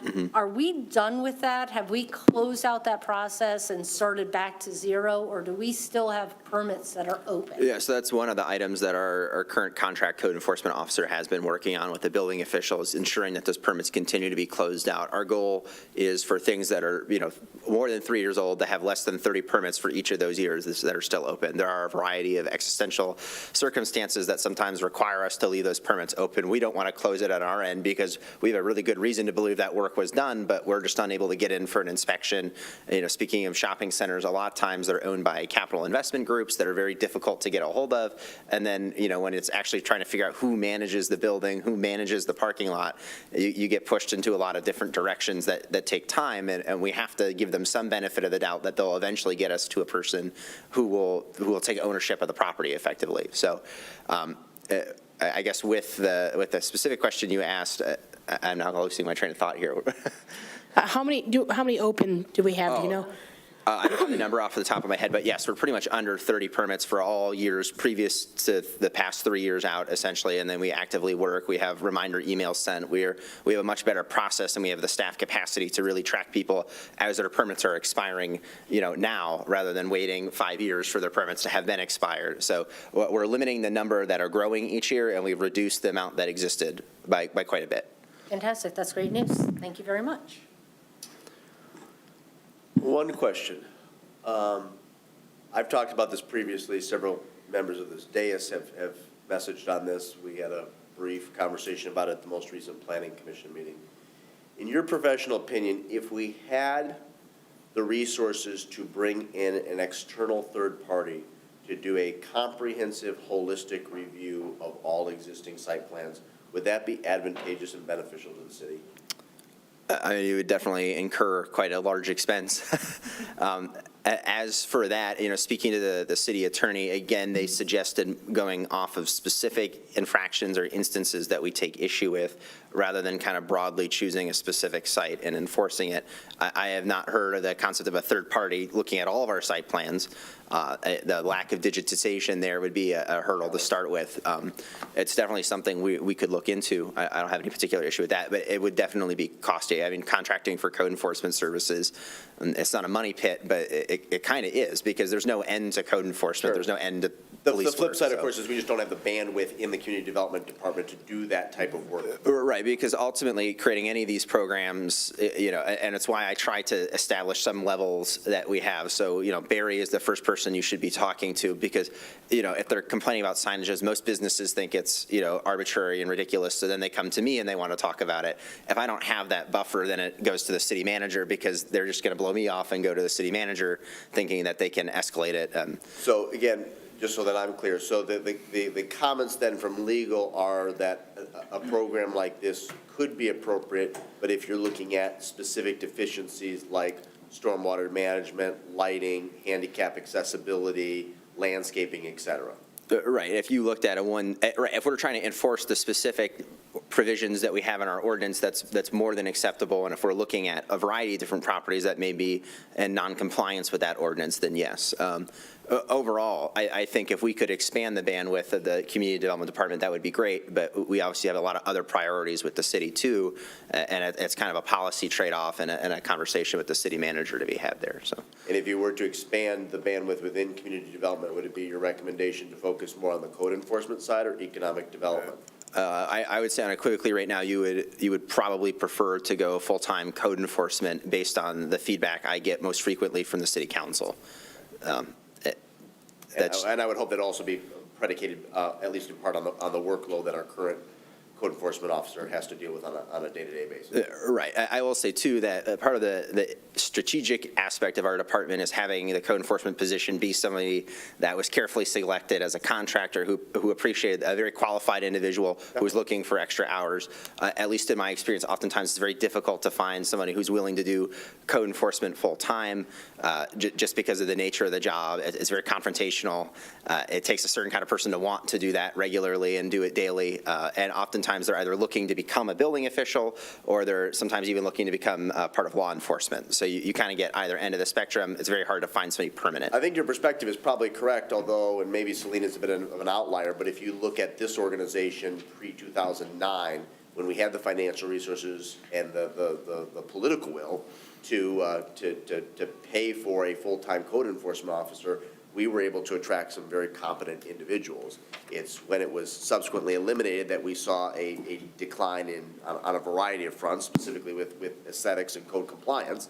But when we reestablished it part-time, there was a benefit to doing so. I was an advocate for it, but we've had difficulty retaining that talent over a number of years. Right, absolutely. Okay, but I appreciate your thoughts. Those are higher level items. I was just curious as to your perspective. Mr. Gearbaugh, any questions for the Community Development Director regarding his budget? Just a couple and maybe some statements. The one thing when we talk about how to enforce and all of that, as we had discussed, and because I had brought that up at planning and we continued to talk about this, is just finding those key aspects that we could inspect across all of those certain properties. Like I talked detention ponds and things like that. And so maybe working with you, we can figure that out.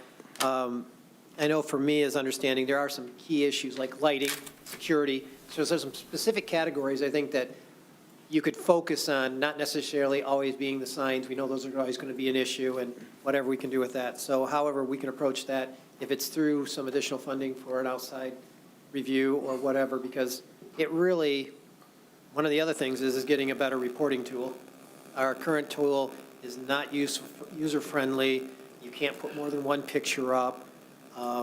There's a lot of hassle with it, even though it seems like we're using it, but I have had feedback. We know C-Clicks Fix was a better tool to some degree, so there's a lot of things on that would help with that.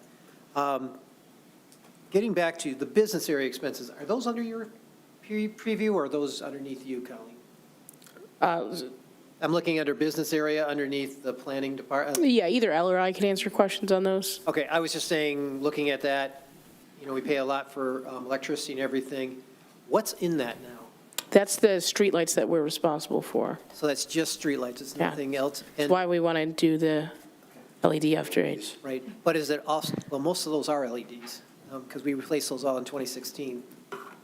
So, except for a few of the parking lots, but for the most part, all of those main lights that are we talking the parking lots, or are we talking all of Mission? So the business area is all of basically it matches the Main Street area. Okay, because that was one of the things when we put all those new LED lights in, we shouldn't have to replace any on Michigan Avenue. Yeah, I mean, it would be like the parking lots, anything running out of the parking lots, the EV charging stations, the street lights, any other electricity ancillary from events. That EV station will be replaced if we get a grant that Mr. Searles was working on, so we don't have to pay for that any longer. Counting on that, Larry. Ben, the other thing, as you mentioned, I'd like to talk more about your proposed grant program, because I agree with you that when I had a commercial roof replaced, I had to spend $1,200 just to get an architect to sign a piece of paper that had a sketch on it. And so if you start talking about major redesign or encouraging our businesses to do stuff, that is a big thing.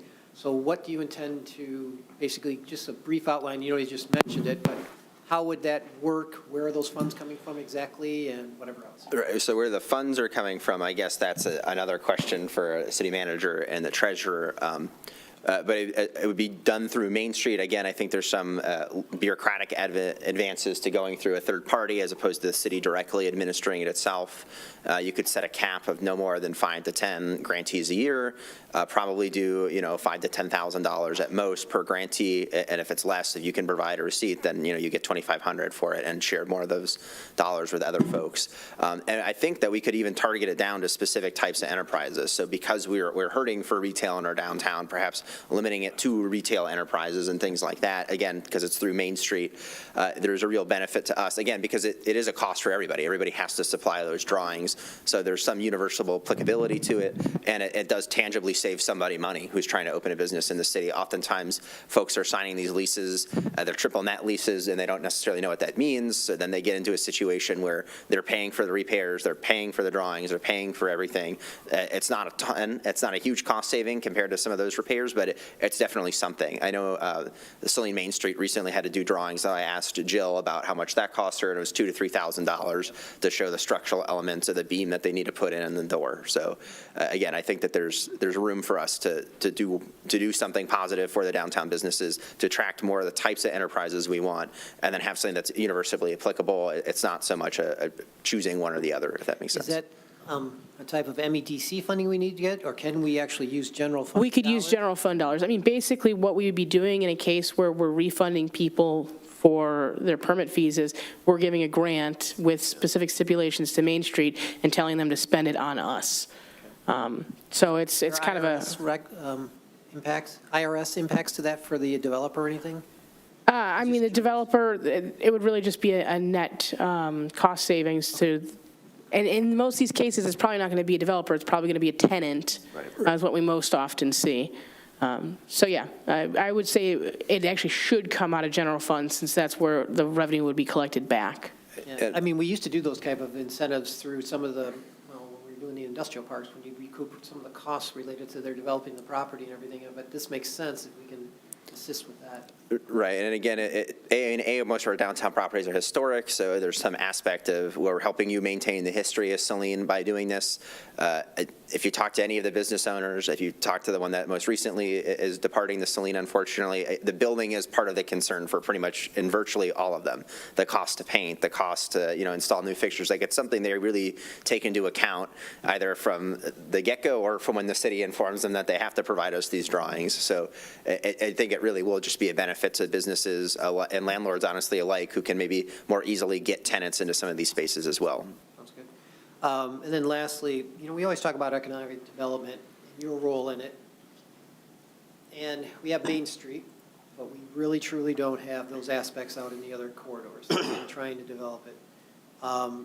As we move forward, looking at where we put our dollars and everything, how do you see either additional economic development staff for yourself or any of that, or have we not really talked that further? I mean, I guess I view economic development under the umbrella of land use planning because that's really our role in it besides some of these ancillary grant programs we can provide. So we did get money from MSHDA, and one of those items that I listed was amending the SPA 1 district. It's not necessarily residential, but there definitely are residential components to the SPA 1 district, and that will influence, for those of you who aren't familiar, SPA is essentially everything east of Maple. So it's all Michigan Ave, east of Maple. Faurecia is included in it, but most of the commercial enterprises. It was designed to be an industrial park. We have really large setbacks. We have a lot of things that are not very favorable for development in terms of like modern commercial development. So looking at that's potentially going to be redeveloped. They're older strip centers. Those are usually some of the first things to be rolled over as new development occurs, denser development, modern retail, commercial. So fixing that is one way that we can promote economic development by making it a little bit easier to develop those pieces of land in an advantageous way for businesses, for residences, for office, whatever the user might end up being. On the west side of town, that's a much more challenging story. I mean, the existing plots of land, the divided ownership of those plots of land, there's a lot more kind of moving pieces and compartments there. Generally speaking, under economic development, when a business calls looking to open in Saline, I save their information regardless of whether we have a space for them right now or later, but then we plug people in when there are openings. So downtown with Smokehouse 52, the potential tenant came in looking at the building for Jalisco. It didn't work out for him, but I saved his information when that came open, so we were able to make a match there, essentially. There's a coffee shop that's been interested in locating in Saline. We now have a space potentially at the Plaza with Bushes. Might be a good opening for them as well. So beyond of what is our real active role, Michigan gives us very little incentive tools. I don't know if we could justify in a city this small full-time economic development staff position. I think it would be a lot more advantageous to go the planning route because you would save on planning consulting fees to do in-house site plan reviews, and you could use those dollars to create kind of more of these kind of ancillary grant programs that have a real impact to a real person rather than me, kind of pontificating on what we could use a TIF for if and when the best project came around. Excellent, because that's the thing, I start worrying about your bandwidth when you're into all of that, but if we're finding a substitute that may be more beneficial than actually having another person, that's the way we should be going. Right. I think it's a kind of a game of musical chairs for various things. The department I have has a very wide umbrella. So if we move funds from here, then we'd have more funds that we're spending less on site plans. So then you have more money available, things like that, if that makes sense. So. And then lastly, I just want to appreciate the city manager mentioned all of our inspectors and everything are on a contractual basis now, so if business goes down, so do the fees and everything associated with them being paid. So basically, what you're doing is maintaining that. So in the past, we used to have a building inspector, we paid them full-time. That cost didn't go away with the inspector, so. Well, in theory, we did have a pretty good setup where we had someone who was going to be doing building inspection and code enforcement as a singular full-time position. And that was, I think, probably the ideal staffing level that we need, but it's a very difficult combo to find currently. And ultimately, again, people who do code enforcement often want to be in building inspection or in law enforcement. They don't really want to be in code enforcement. So it's difficult to retain the people that you get in those capacities, or at least it has been in my experience, to find people who are really looking for that specific job. But Code enforcement isn't a revenue generator, although I would like to see that a little bit more, because we do know you want to settle things before they get to an end point, but I think we have a number of repeat offenders that at this point, we have a legal team and we fight for that. And that last question, then I know I need to pass up. Where do we track our legal expenses? Do we allocate that to Ben's department, or is that all in our administration? No, we have just general line items within the general fund. That's for general counsel, labor counsel, and prosecution. Okay, so we don't And then any charge- special we don't attorneys. charge it to the areas that. No. Thank you. Councilmember Rice, any questions for Community Development Director Harrington? Yes, but it's probably more broad than this, but because you're up here, and I think this is one of the most important aspects of your department is communication. So I've noticed that communication is kind of being zeroed out in most of the independent departments. What are you bucketing communication under now? So communication is talking about telephones and cell phone fees. So it's under IT now. Okay. So in my mind, communications is, not just the salary of Sarah Massey, but also, things that she may have to incur expenses on, paid ads or extra types of communications, hosting things like that. And I feel like this is a very important aspect of our community development department, is to have more of these public type meetings and things like that. So are we just, is that just sort of more on the administrative side? Yeah, that would fall, Sarah's entire position and most of her activities would fall within the administration department. And then when you have print communications, those are hit in the individual departments themselves. right, so my mailers, we have our own account on the thing when we do like code enforcement mailers. I can say though, from the town halls that I've hosted here, I don't think we incurred any cost because we did a Facebook post. I would print the stuff off on our printers downstairs. I mean, obviously there's a printing cost built in there somewhere. And then it's doing this. So from a cost standpoint, there's no fee for me to be here really. So, well, I mean, there is, but not in the traditional sense, so. One thing that I would like to see, and I don't know that it needs a line item, but potentially just, somewhere in administration is, and I don't know if we would want to bring in a consultant or what we would want to do, but more of the strategic view of communications, like we've talked about in our strategic planning sessions. And I think that is something that we should start sooner rather than later, because I think as we wrap up our strategic planning, the communications aspect of all of that should be starting from the very beginning. So I don't know if that's something that Yeah, we do have a line item under administration for professional services miscellaneous. We've used it in the past for like when we hired an HR consultant before we had staff that was certified.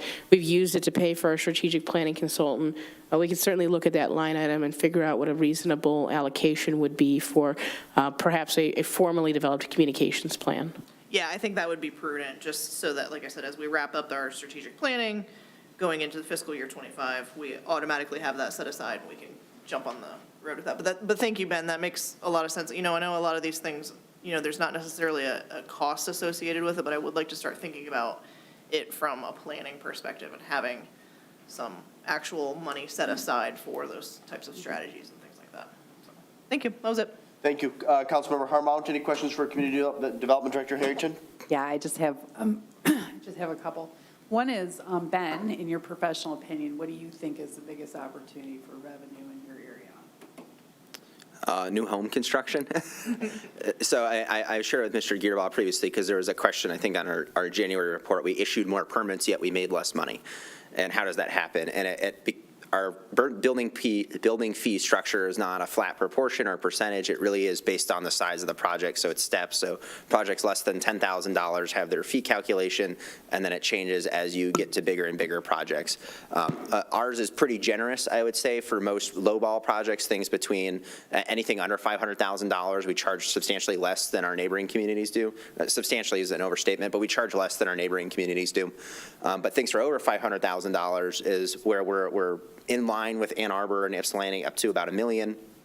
And then I think if you pass like $1.5 million is when Ann Arbor's permitting fees get a little bit cheaper, but we don't have very many projects that really exceed that amount. So new home construction is kind of our sweet spot of we really make a lot of revenue, it covers our expenses, and then it also helps cover a lot of our other costs as a department. So In the past, we've had developments that have been extended past what what we anticipated for being completed, and my understanding is that there's different taxes that are assessed based on the level of whether or not there's occupancy, whether or not there's, the percentage that's completed. Is there something in the budget, or is there something that we can implement that would help mitigate that risk of going past? Yeah, so one of the things that we've done in the last year and a half here is really tighten our temporary certificate of occupancy process through the building department. We were really only issuing temporary C of Os for new homes. And it was a little bit broader at one point, but it really just needed to be closed down because it's not fun to be nickeled and dimed over a temporary C of O. The project needs to be finished is fundamentally the city's position on things. So the one exception has historically been like installing landscaping and a new lawn on a home that was just built in October. There's no chance that the grass is going to grow. There's no chance that these trees or plants or bushes are going to grow. So that's when we issue a temporary C of O. And then to dissuade people from just holding on to that indefinitely, which is an experience we had with 2 of our residential subdivisions, we added a monthly $200 fee. So to renew your monthly temporary C of O, it's $200. So there's a real cost to somebody, whether it's one of the developers that will name nameless or their occupant. It forces somebody to take action to complete the project because ultimately the city is rather ambivalent if the resident puts in their own grass or if the developer does. The project just needs to be done. So everyone needs to have the lawn that they agreed to have. Everyone needs to have the bushes and the trees that they agreed to have. They all have stormwater consequences, which I think is kind of left unseen by a lot of residents who move in who are upset about the fact that we're asking them to put in grass. So I do think that that's one of the ways that we're adjusting with that issue. But as for the partial taxation rate, I would have to ask the assessor on that. Yeah. It seems like it was, in the past, it's been like we missed opportunity for taxes because of extended development of the property. If I may real quick, and perhaps the city treasurer can confirm this, the tax assessment per statute is made every December. Correct. And it cannot be adjusted until the subsequent December. That is So correct. the state of the property is assessed in December. So if it's partially built, that's the assessment until the subsequent calendar year. So we would collect less taxes in undeveloped property versus occupied developed property. Definitely. So if we sell our property and then we anticipate the development is completed within 2 years and then it goes 5 years, what is our ability to recoup that variance between fully developed and, brown grass or whatever green? Yeah, well, we had, but that was a property that we had previously, so we really have no recourse to recover like lost tax revenue in that case. I think there's a reason, too, if you were to go out to one of the subdivisions currently under construction, there's very minimal activity occurring November, December. Now, turn of the calendar year, a lot more activity occurring January, February, start of March. And some of that has to do with the weather, but I'm guessing there's also an aspect of tax consideration from that developer to make sure that, they're really not being charged for something until they've built the home, or until they can guarantee the home will be occupied, so. With regards to the marijuana facilities and the money we've gotten off of that, is that an annual per facility? So we're going to continuously assess these businesses and we'll be receiving 50? Yeah, so it's per dispensary. So we have 2 that are currently open. The third one, 813 West Michigan Avenue, which was approved almost a year ago now, but it's still within its scope, has pulled building permits, so there will likely be a third. It may or may not open. I guess I'm not fully sure of their plans.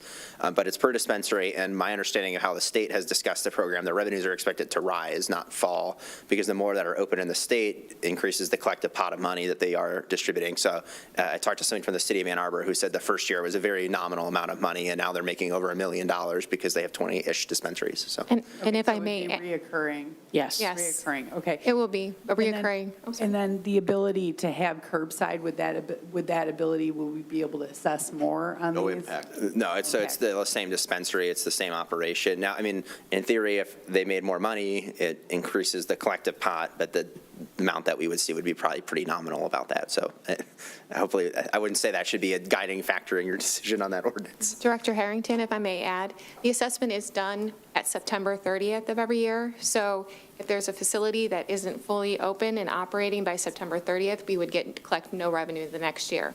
Last year, the fee received was $58,100, and this year it's bumped up to $59,000. Anything else, Councilmember Harmon? No, thank you. Okay, before we wrap up, Mr. Gearbaugh? Just last question. Ben, when you're talking about CFOs, and especially what Ms. Harmon was mentioning about the CFOs and such, do we grant CFOs if we have an outstanding water bill or connection fees or defaulted taxes? So if we can see it on our end, the answer is no. We make them pay their fees before they can get a CFO. Now, there are some, it's not glitches, but because of how our BSNA system exists as it is now, and we've already signed up for cloud, it's being implemented. I've worked with Treasurer Cole on my end of that.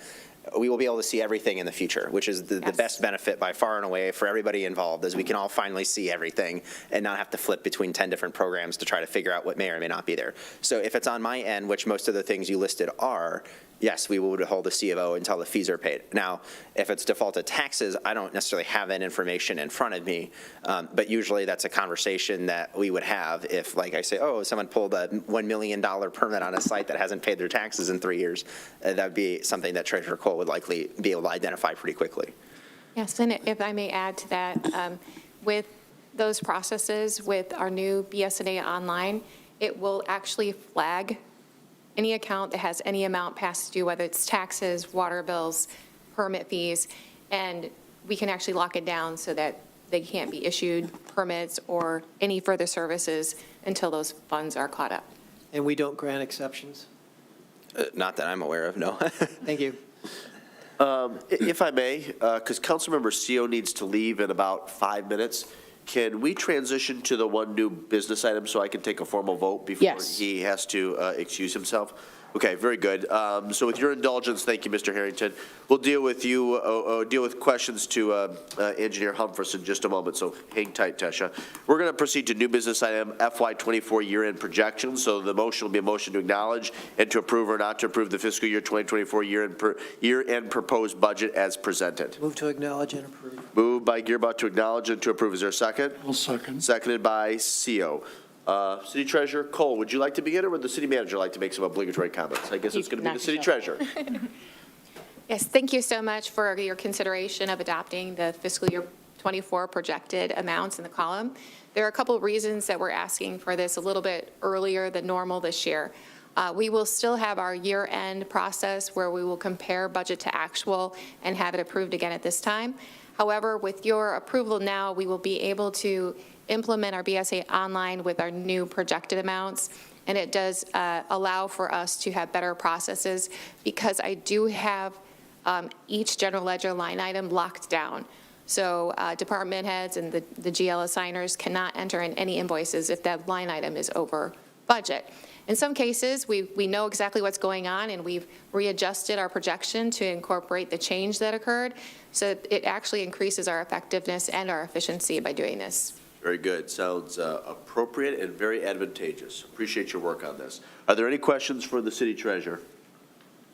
Any discussion on the motion? Just quick, Mr. Gearbaugh. we discussed this, and part of it is that we will get that second chance to make any adjustments, but this is another one of our internal controls and processes that I appreciate that Ms. Cole has put in place and have made us a more 21st century operation. Thank you. Very good. Any additional discussion?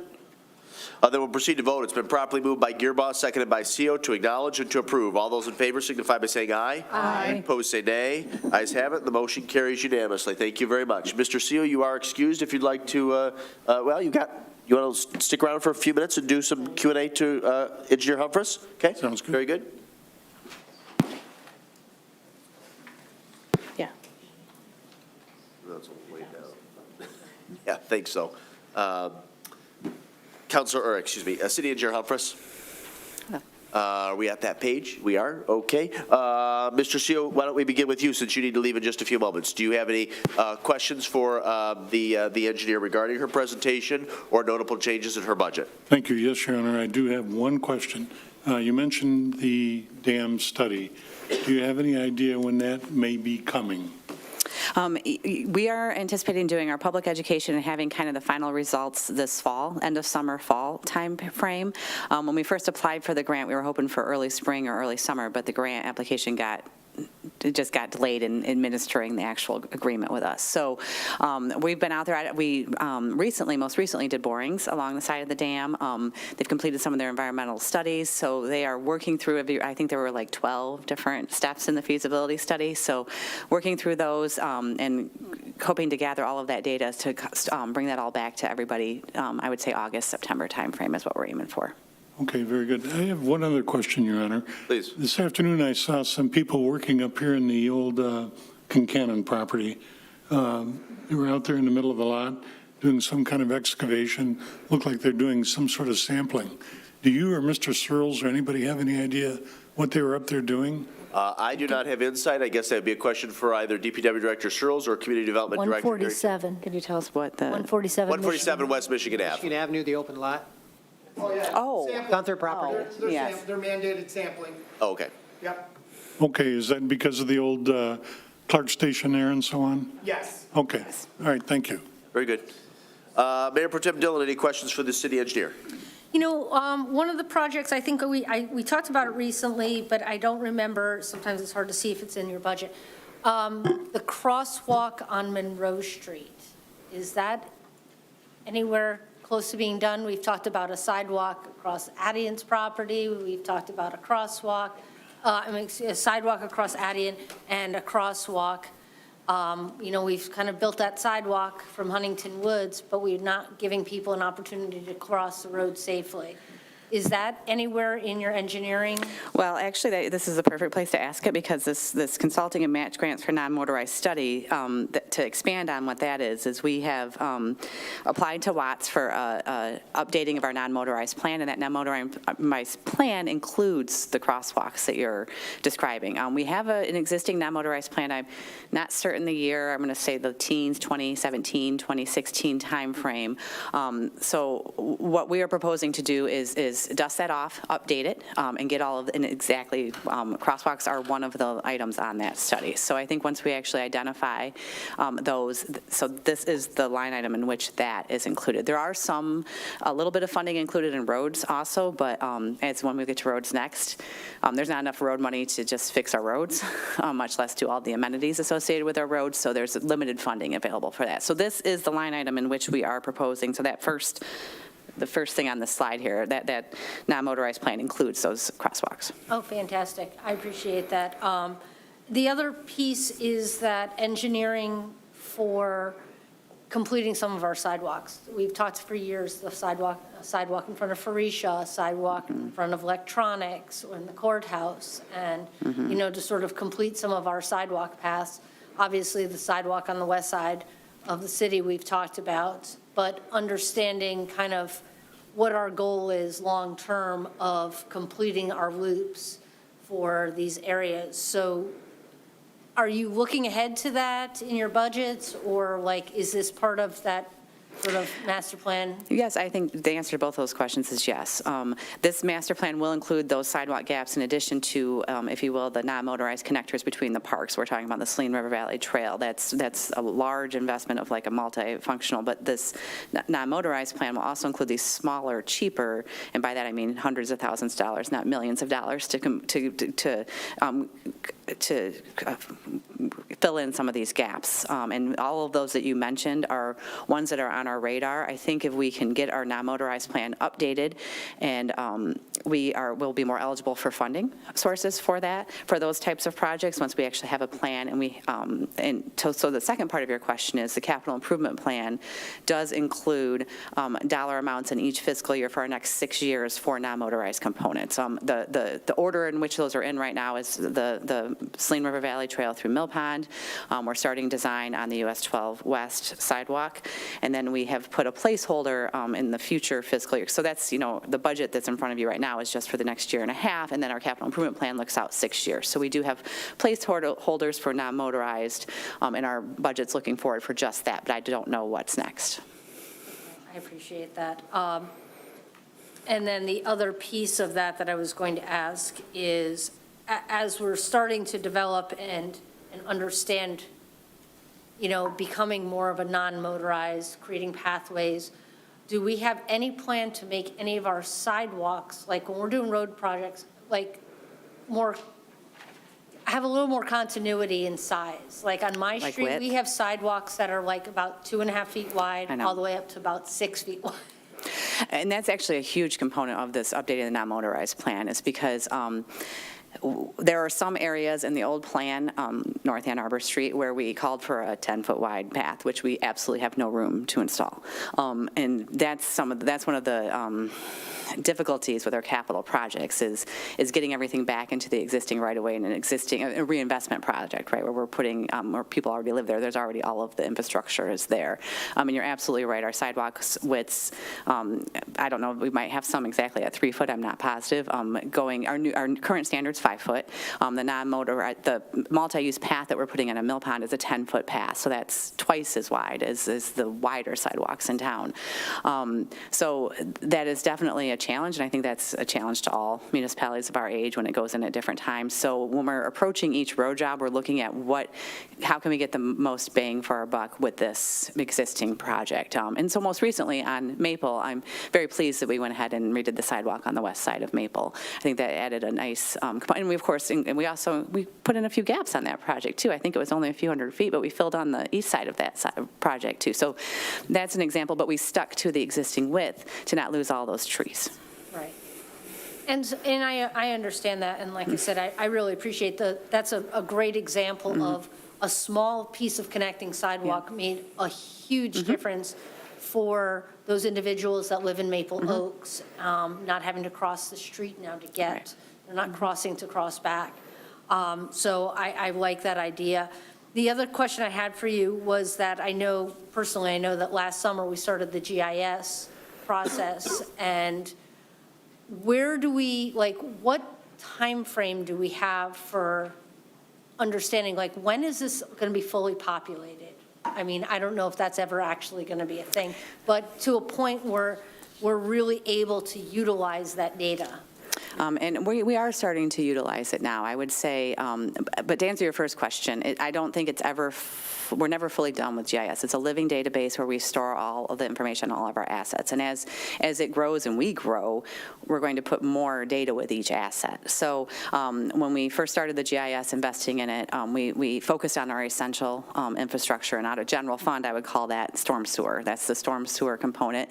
We did get a SEMCOG grant last year, last fiscal year, that we spent on going out and GPSing structures. So when it comes to the essential, I think on our water, sanitary, and storm, we have gotten very far, 90% of our inventory done. I mean, we're very far, but we're still now doing condition assessments of all of that. And those are 3 of the multitude of assets that we own that could go in GIS. Road signs were brought up earlier, and that's a great example. We could spend trees is another great example. We could spend lots of money and resources just inventorying road signs if we were to just do that. But road signs are clearly not essential, so they're down here on our list right now. We're starting with the most essential and working our way down. So I envision that and this budget includes, and I envision for the foreseeable future, we'll have $100,000 a year in just investment in and maintaining of our GIS system. And is that internal, is that a software thing? Is that That's a good Boots question. on the ground doing the work, or is that a third party? That's a third party, it's a consulting firm managing that 100,000, and that's a good point, because we also pay another 15,000 for our licenses, so it will be 115,000 a year for GIS investment. I mean, at some point, it will be a phenomenal, tool for us to use, and I know it's starting to see that. I just feel like, okay, I'm ready to kind of really have it populated. It just sort of, in my brain, it's like you have a crew that goes down the street and it's like, okay, we're marking all the trees, all the fire hydrants, all of this. And it just seems like we could do quadrants at a time. And I don't know, I don't know enough about it to understand, but I want to see it as populated as possible so that we can maximize the benefit of it. Yes, and I do think, and it'll probably be another couple of years before we have a lot of public-facing type things, but what I can tell you is different this year from last year. We had a crew meeting with the DPW crew last week, and I pulled up my GIS map and used it to talk with our staff, and that's something I was unable to do before this current year. And actually, it's something I've talked quite a lot about here at council. I'd love to use my map as a tool to talk with you guys. We just need to figure out how to do that here in this room. And I guess I'm just trying to close out, is trying to figure out, is there a way that we can piggyback on things? Meaning, like when they're doing flushing hydrants, can they also be marking with GIS, and inputting that data while they're at those points, since those tend to be the ones that are the problem issues.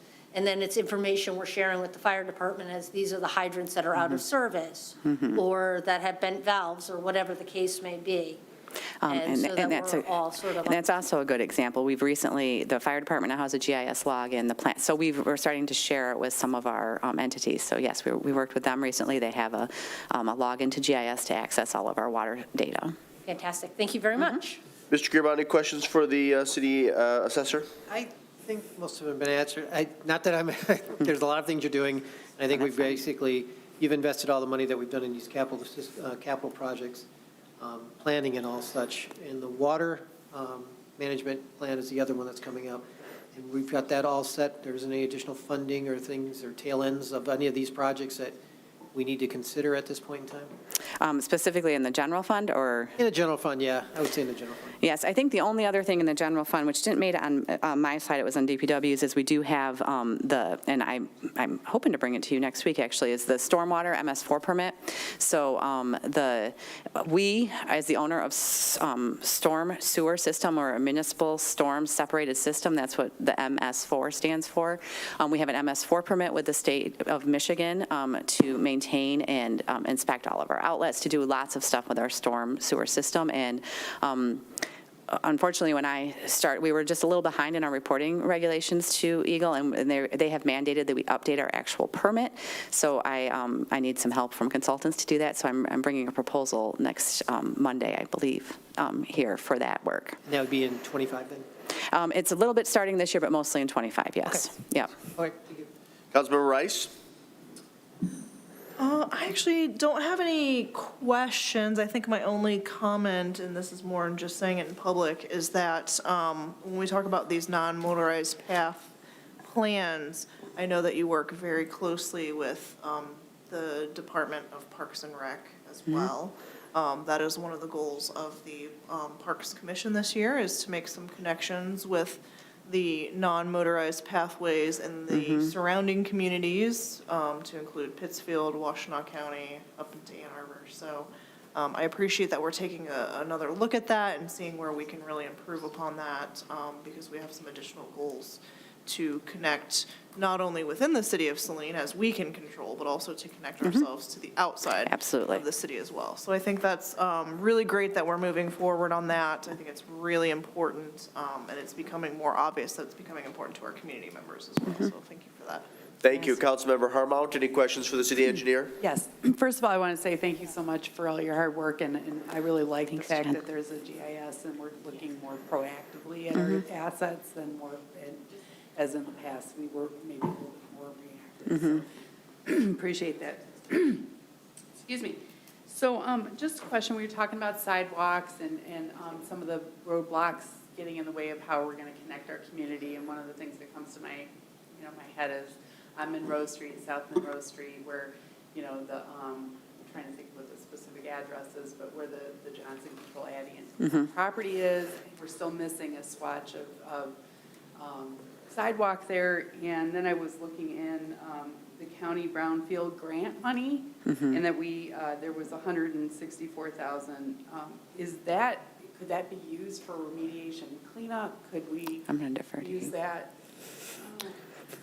So I'm actually fortunate enough to sit on the Washtenaw County Brownfield Authority.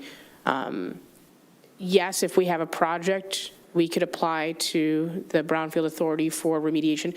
We did receive funding to do the other side of the street there, the portion that ran on the east, I guess, side, northeast side of Monroe. But I will say that recently the demands on their fund have been very high, so there's not a lot of funding available in that pot right now. It gets reallocated as projects come in, and then those developers pay a fee or a portion of their TIF that's on their project to the brownfield for the local brownfield program. So that will probably be refunded more by like late '25, early 2026. One of the things that kind of concerns me a little bit in general is, protecting our waterways and how that property, butts up next to the riverway. And is there anything that we could do to help ensure that there's no stormwater runoff off of that property? So that's a US EPA site. We are pretty limited. We're not the regulating body necessarily when it comes to the environmental contaminants on site. The federal government has responsibility for that. We'd also be limited in anything that the city could necessarily do, specifically because the source is known. There is a liable party, and that is Johnson Controls 80 and whatever historically it's been. So basically in the federal government's eyes, that responsible party needs to fully remediate the site before any other uses could be considered. We have talked with them just anecdotally about a potential river walk, future improvements, but for the time being, I would say they're meeting the very minimum threshold set by US EPA. And I don't know how likely that is to change.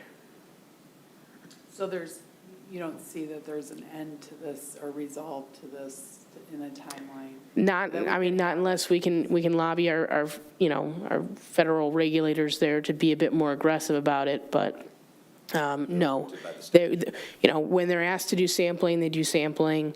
When they're asked to do remediation, they've done it. They've removed a ton of soils from the site, but it just does not seem like something they're necessarily eager to get off their books.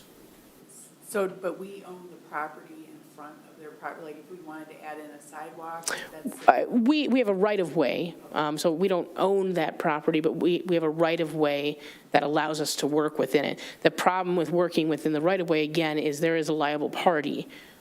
So we lose the ability to seek some funding sources because according, and I'm not an environmental attorney, but according to what I've been told, basically that liable party existing means it's solely their responsibility for cleanup. Like the federal government or the state isn't going to give us money to do a project because they're going to say that's the party that's responsible for it.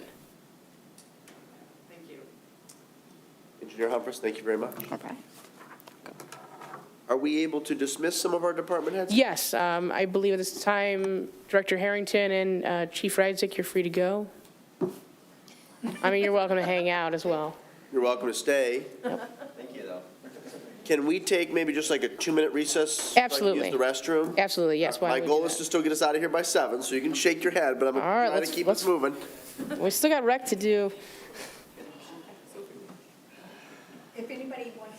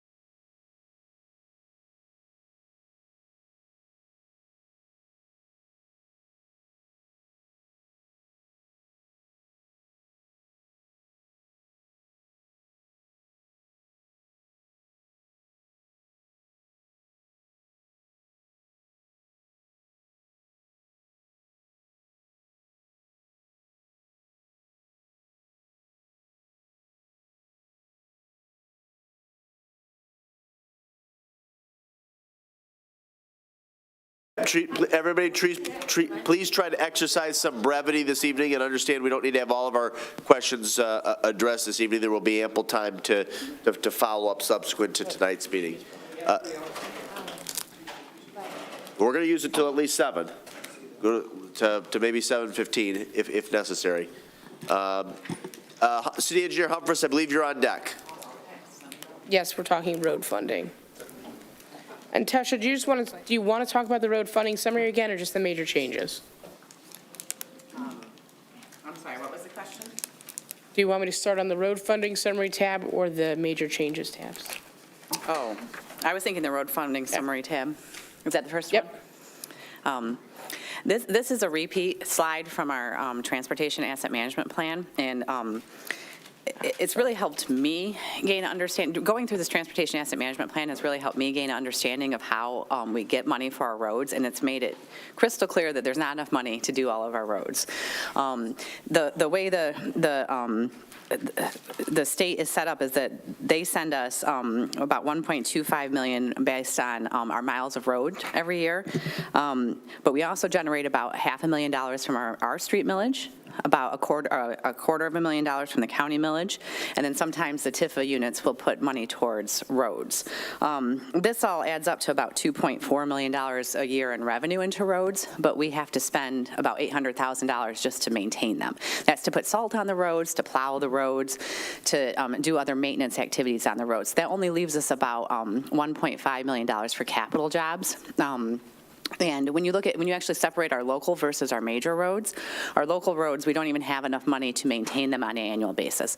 They generate about $300,000 a year, and it costs a little bit more than that to maintain them. So if you just look at our road funding shortage, we don't even get enough money to do any capital on local roads. And of course, local roads is where everybody lives, and everybody wonders why their road is falling apart. And the road money funding is short. And that's what I learned in the whole transportation asset management plan. So that's what that first slide was for.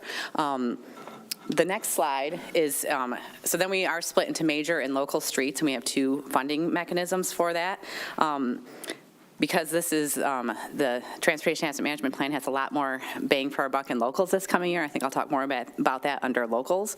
When it comes to our major streets, I think the biggest thing to bring out here on this slide is that we have included the US 12 West sidewalk design and easement acquisition in this next coming fiscal year. We have our annual maintenance contracts for crack sealing, asphalt maintenance, signal maintenance. And then we have included our design for our federally funded, the $500,000 we get every other year for federally funded aid projects, which are only eligible on about 10 miles of our road, on major roads. We're doing Woodland between Maple and North Industrial, so we have design money for that. That's to be done, though, in construction season 25, so there's a little bit of start of that in this coming budget year. And then preliminary design engineering for North Ann Arbor was also included in fiscal year 25. What we're envisioning is getting we have some concerns over the intersection of Bennett and North Ann Arbor, so doing kind of a plan view, getting our survey boundaries of that intersection done, and that's included under major roads. Next slide is the local streets. Just to let you know, that road funding summary was not in our, is not in the electronic No, it's packet. not in there. Oh, So we didn't get that. okay. I wonder if the other. So if we could have that sent out to us. And this could be updated so that we can get it. And then the local streets is where one of the biggest benefits of being able to, of adopting a transportation asset management plan, which I'll be bringing here next week for a formal adoption, but we've already been with a work session to council, is that we can share revenue between local and major streets. So it gives us a little bit more money to take care of our locals. And this coming season, we're proposing to use a little bit of fund balance and to apply $2.7 million of capital improvements towards 25% of our local roads. So we're doing over 5 miles of roads. We're hitting 25% of our local roads this coming season with these kind of the right fix at the right time. That map was presented when we authorized design. I think you might have seen it a couple times now, but in general, it includes subdivisions that are about like maybe 25 years oldish. You know, you've got Torwood, you've got Arboretum, you've got Wildwood, and that's right at that the time that the road's starting to fail, but it's not failing to the point of needing complete reconstruction. So we can do these seals, this cape seal, the microsurface on top of it, and really extend the life of the road and get more bang for our buck. So that's included in the local streets. I think that's the biggest aspects of roads. I guess that's all I have in my presentation. Very good. I don't know what happened to the city manager. I think it'd be more advantageous just to do questions now since you're at the Yep, podium. that sounds great. Councilmember Harmont, would you like me to begin with you, or do you want me to start at the other end of the dais? Would you mind? No, I would not mind at all. Mayor Pro Tem Dillon, you have a few minutes if you have questions for the city engineer. Some of the questions I have been answered just in the course of other conversations about maintenance and things like that.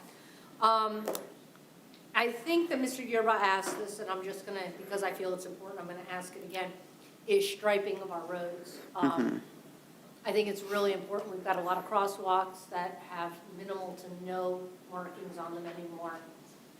And, you know, that's been an ongoing theme of that safety and crossing, especially crossing US 12, and making sure that those are striped.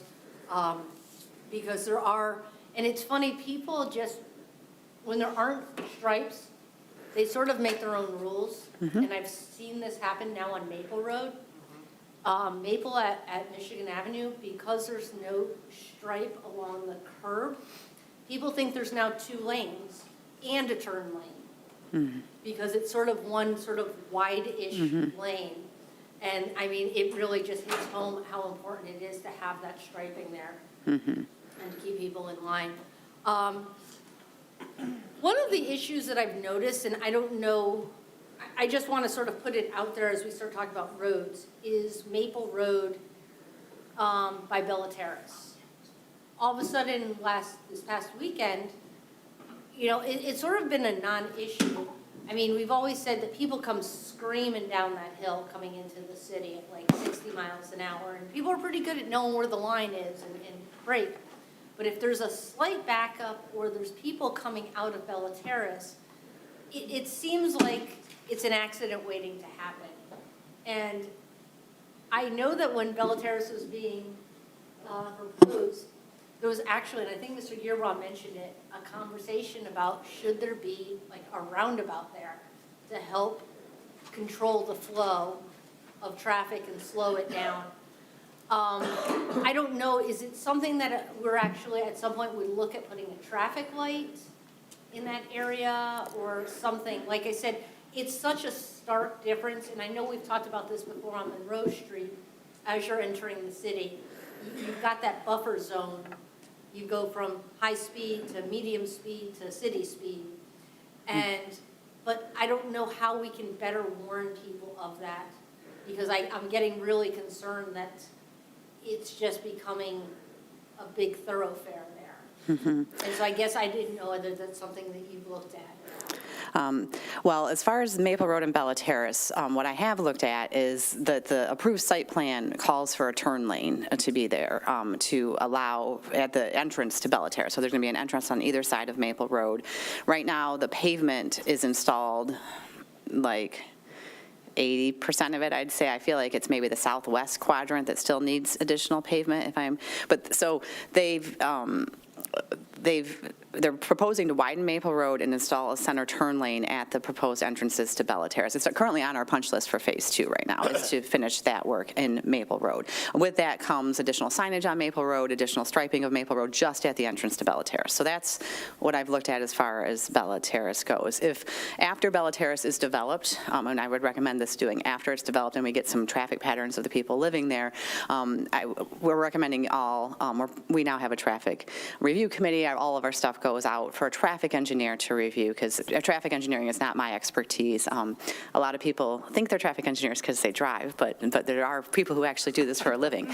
And so all of these types of, I recommend sending out to a traffic engineer for evaluation. They have all kinds of formulas that they can run to actually, if it's warranted or not. So the signal you brought up, potentially those types of things I would recommend doing after that development is built out. But as part of that development, we are working on getting that center turn lane installed as was approved in the approved site plan.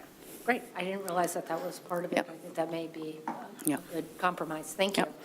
One quick question or comment. It's not specifically germane to the budget, but in a way it is. And this bleeds from fiscal year 2024 into 2025. But I think I mentioned this to you late last week. Can council and the city get an updated map of the city indicating the forthcoming road resurfacing projects that are likely to ensue in this upcoming construction season? I know that differs somewhat than what was presented maybe 2 or 3 months ago because of the allocation of resources and changing priorities, but we got to start getting that information out there to prime our constituents and community stakeholders of what they should expect this construction. That updated map is available in ClearGov for anyone, and we have a town hall Tomorrow.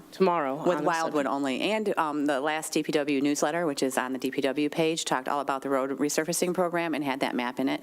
And also outlined the different road techniques that we are using as part of the program this The summer. most recent DPW newsletter? Yes. Yes. I must have missed that. And is the document on ClearGov, is that accessible to share on social media? Yes, you could share the link to that project on ClearGov, or you can just share the document itself, but it's all digital, so. Okay, maybe the DPW newsletter is the And better the way to go. newsletter I like because we actually included a little bit more, well, I think a lot of it's on ClearGov too, though, but explanation of each of the type, because we're doing microsurfacing, cape sealing, so there's a little section of each on that. And actually, we're taking a bunch of copies of that to the Wildwood meeting tomorrow night. Oh, very good. Excellent. Okay, Yep. all I had. Thank you. Yep. Councilmember Gearbo, any questions for the city engineer? Just a couple. As you're mentioning Maple Road, as they're finishing up with the Bella Terrace or whatever, is there any ability to put more traffic calming or anything into that aspect as we finish that up? 'Cause my biggest issue, and it is right now, is that that's a 55-mile-an-hour zone, even though I know we're trying to enforce the 40-mile-an-hour zone. But if anything we can do to, like we keep. To do that was to then, if you adopt a transportation asset management plan, you can move funds between local and major. And I think the benefit of being able to do that is that local roads, you can get more capital done on your local roads. And there's different types of capital projects for roads. You can start at the most expensive complete reconstruction of a road, new curb, new base, new everything. And that's you're going to pay a lot more per mile on that, all the way down to the cheapest road construction, maybe something like a crack sealing overbanding, where you see they come through when the road barely has a crack in it and they keep the water out of it by they seal it up. And so but I would consider that to be more preventative maintenance. But then there are these things called capital preventative maintenance. That's the mill and fill. So you mill off the first inch or potentially 4 inches or 2 inches, depending on your cores and your base, and all kinds of decisions go into that. That would be kind of middle of the road costs. And I would say it's at that point where we did not have enough money to do anything on our local roads. You take that middle of the line necessary capital preventative maintenance. We do not have enough money. Annually, we're losing money on local roads. So by being able to move between major and local, it gives us more ability to improve our local roads and do capital projects on the local roads. All that we have to do is adopt the Transportation Asset Management Plan, and that's coming to you. And that we had a work session on in December. We've worked on it with OHM. And we're bringing it to, I believe, under consent agenda on Monday for adoption. So really just adopting of the plan that you guys have seen the outputs of. We talked about it for a whole work session back in December. That's all we have to do to be able to, and it's to be able to move the funds between the two. And I guarantee you we cannot fund $2.7 million out of our local if we can't move between the two. No, that's helpful. I didn't know if it was some kind of, so it's part of a state option to do that once Yes. we adopt that. You know, Yes. Great, because I was looking for how we're going to try and solve Russell Yes. and Lewis and a few other Yes. major streets. Thank you. Yeah. Councilmember Rice, any questions for the city engineer? Did you know that offhand when you came into the Safe Lane that we could do that and get us up to date and start being able to shuffle this around? Like, is that something that you were aware of and then started to implement it? No, actually, my background is in utilities. And so road management is something that was on the con list when I took this job. But I'm finding that it's... It's fun.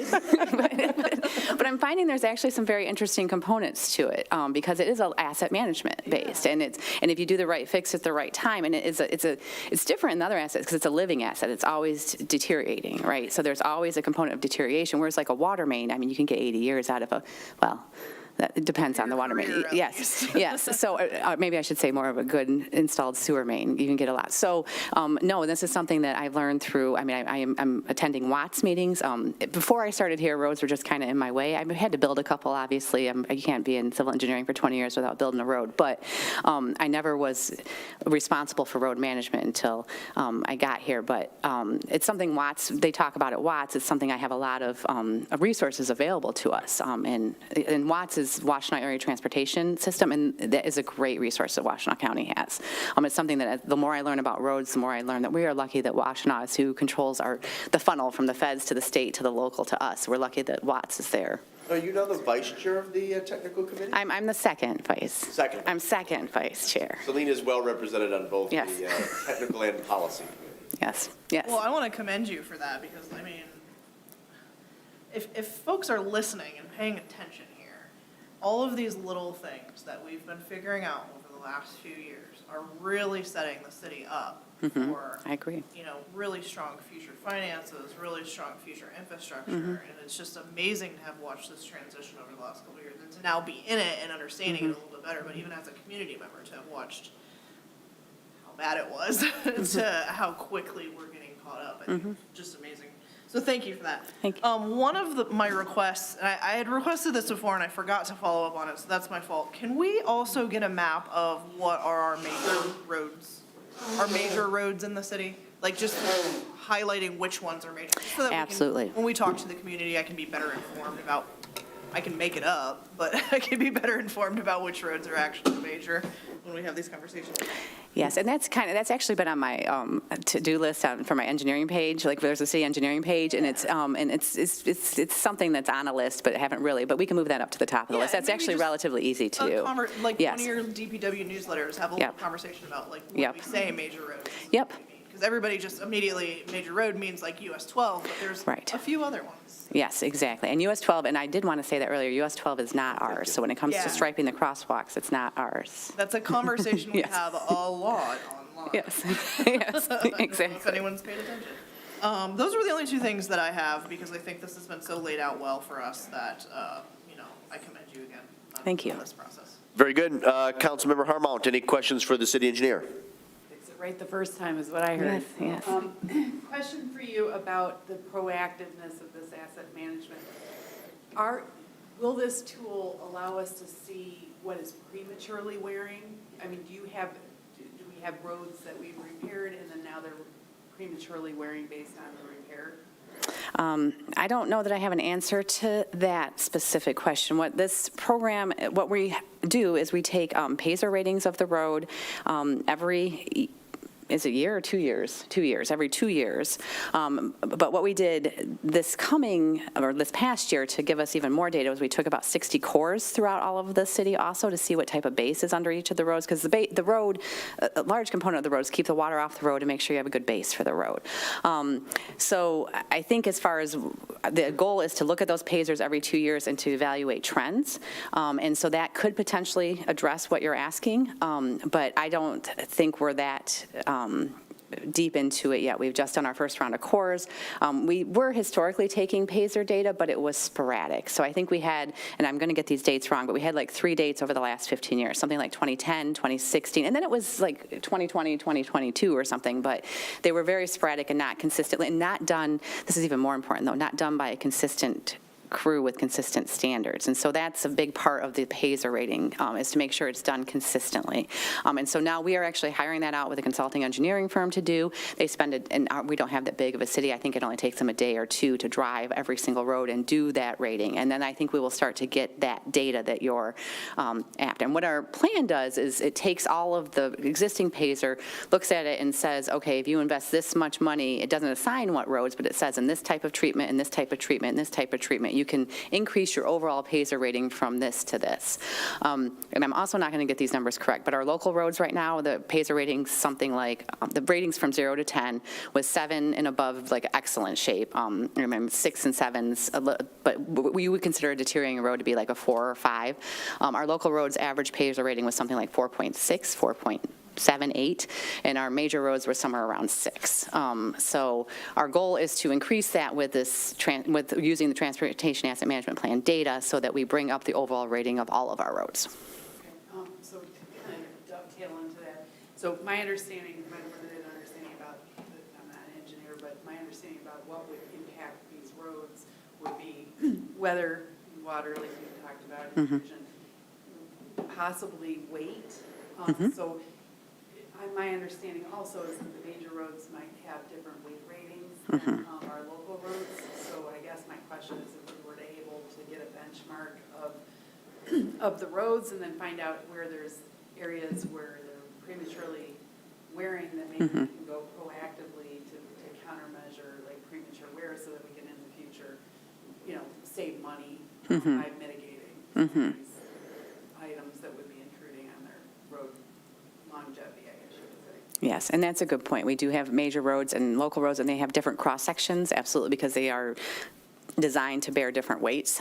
So the asphalt cross-section for our major roads is thicker, our base is thick. So a road, it has asphalt in multiple layers on top of gravel that's compacted on top of sand. So so the cross-section for all of those gets bigger with the major roads. And what we found in these cores is that we've got some roads that greatly exceed our existing standards for the cross-section. North Harris is one of them that has quite a substantial cross-section, and then others that don't quite meet the needed cross-section, which is those are the ones more likely to see the premature deterioration.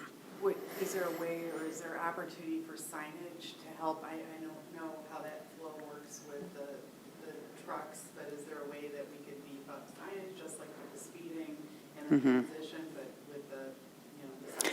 And the difficulty with that is then you're getting into enforcement of the actual weight of the trucks, and we don't have a way to weigh the trucks or to enforce, and we're already, as Chief just explained, they're already short on staff. So that's definitely the difficulty with weight restrictions, especially on a municipality of our size. We're just not that big. Thank you, Engineer Humphries. Appreciate it. Okay. Going to move on to recreation. Ms. Lambert, thank you for your patience this evening. Yes, of course. So we're going to start with rec complex revenues. And just as a point of reference, our revenues are split into major categories. This includes our memberships and day passes, programs, classes, leagues, aquatics, and then a smaller category, which would be grants and donations. And when we take a look at our notable changes, I would say that, the membership and the day passes, those are the bread and butter for our revenues. And we had an 8% increase this past January. Would anticipate another increase this coming January. We've been doing that annually. We're hoping to boost those revenues. We have a new recreation manager who is working on promoting memberships. In fact, at our coffee hour with the mayor, she unveiled a new membership program for our seniors and for seniors in need. So has everybody seen that come through?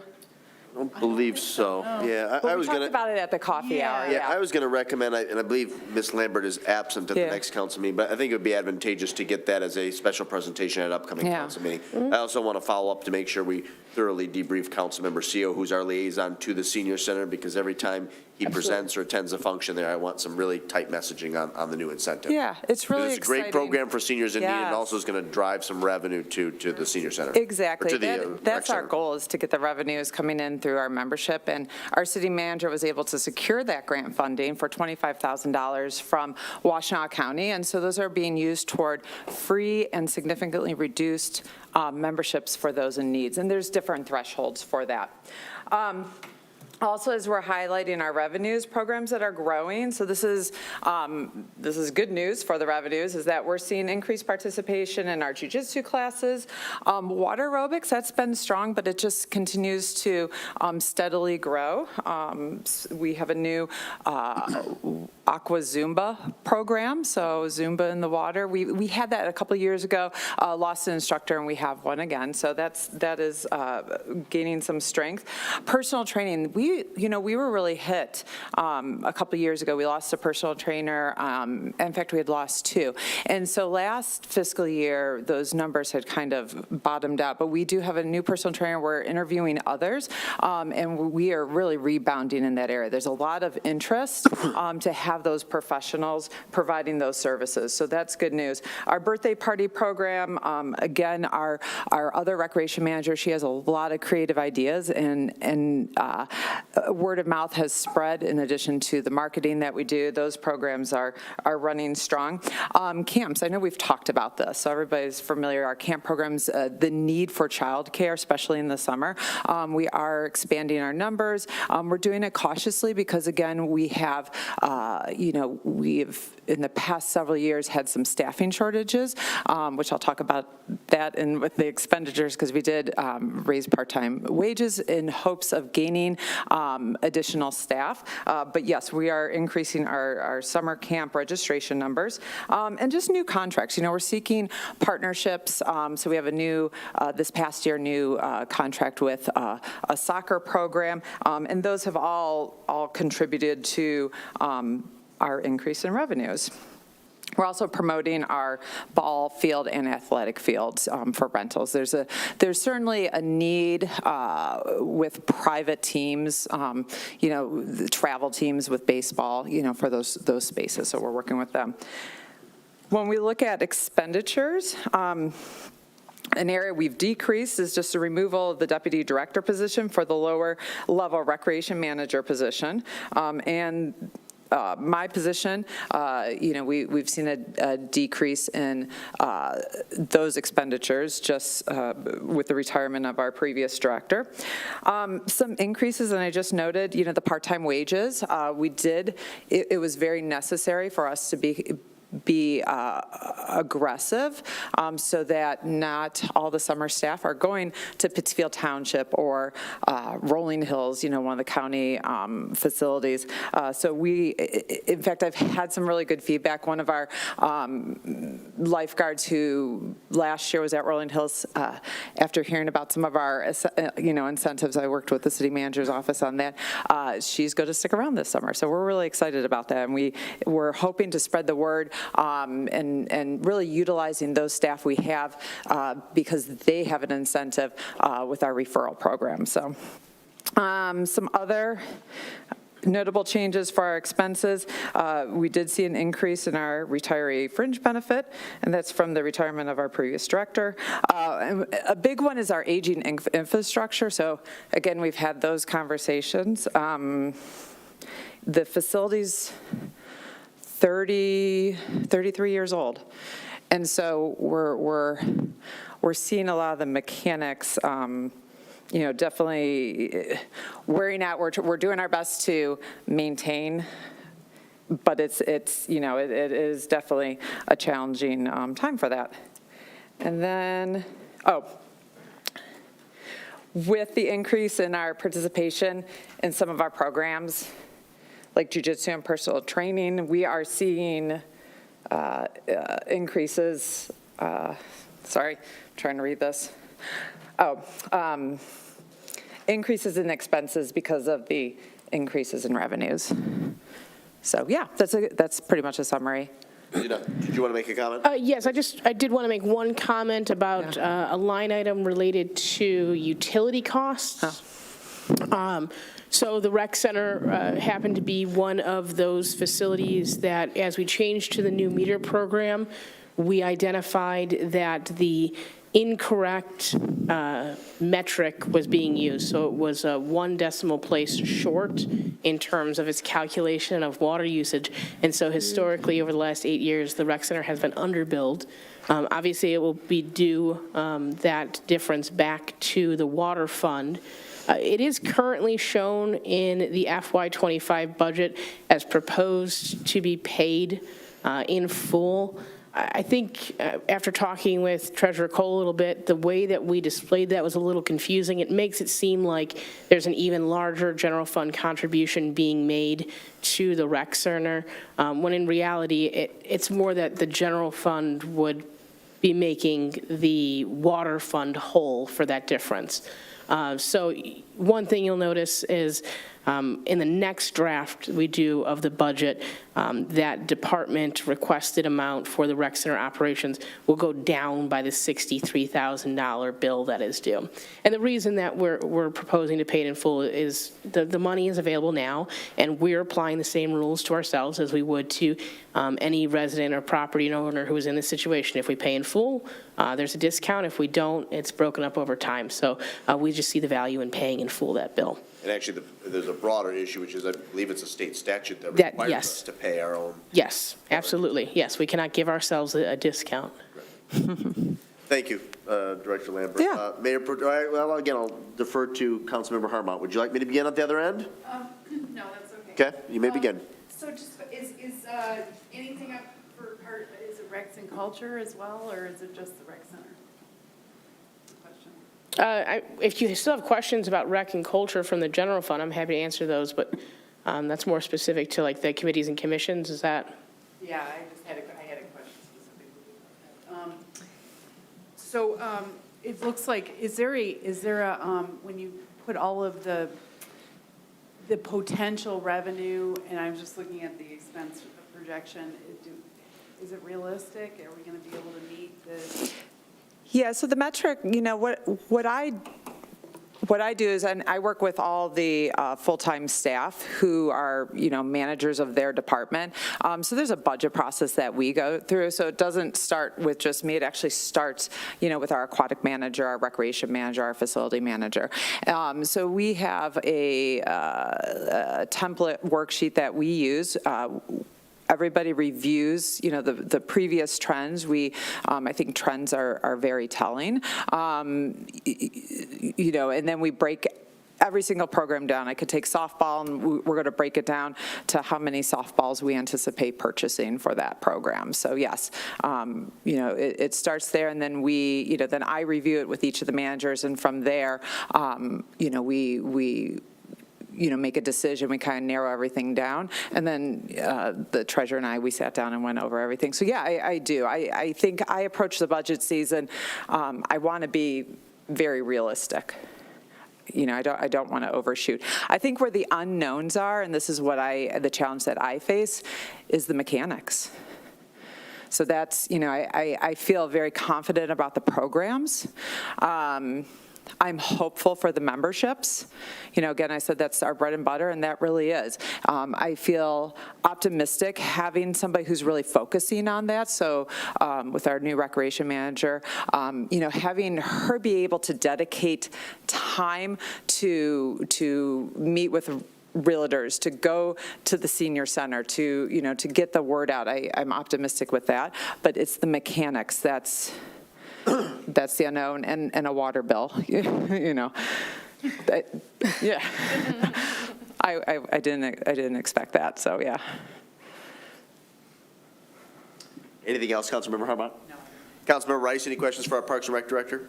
Yes, just one thing I don't think you covered, and I'm sorry if you did. Okay. What's our carryover of the $52,000 grant? What's that grant for? There was a grant. Oh, with the donation, there was 52,000. Well, it was a combination of donation, private donation, as well as CARES grant, and that was earmarked for new fitness equipment in our cardio fitness room. And we Am I correct on that?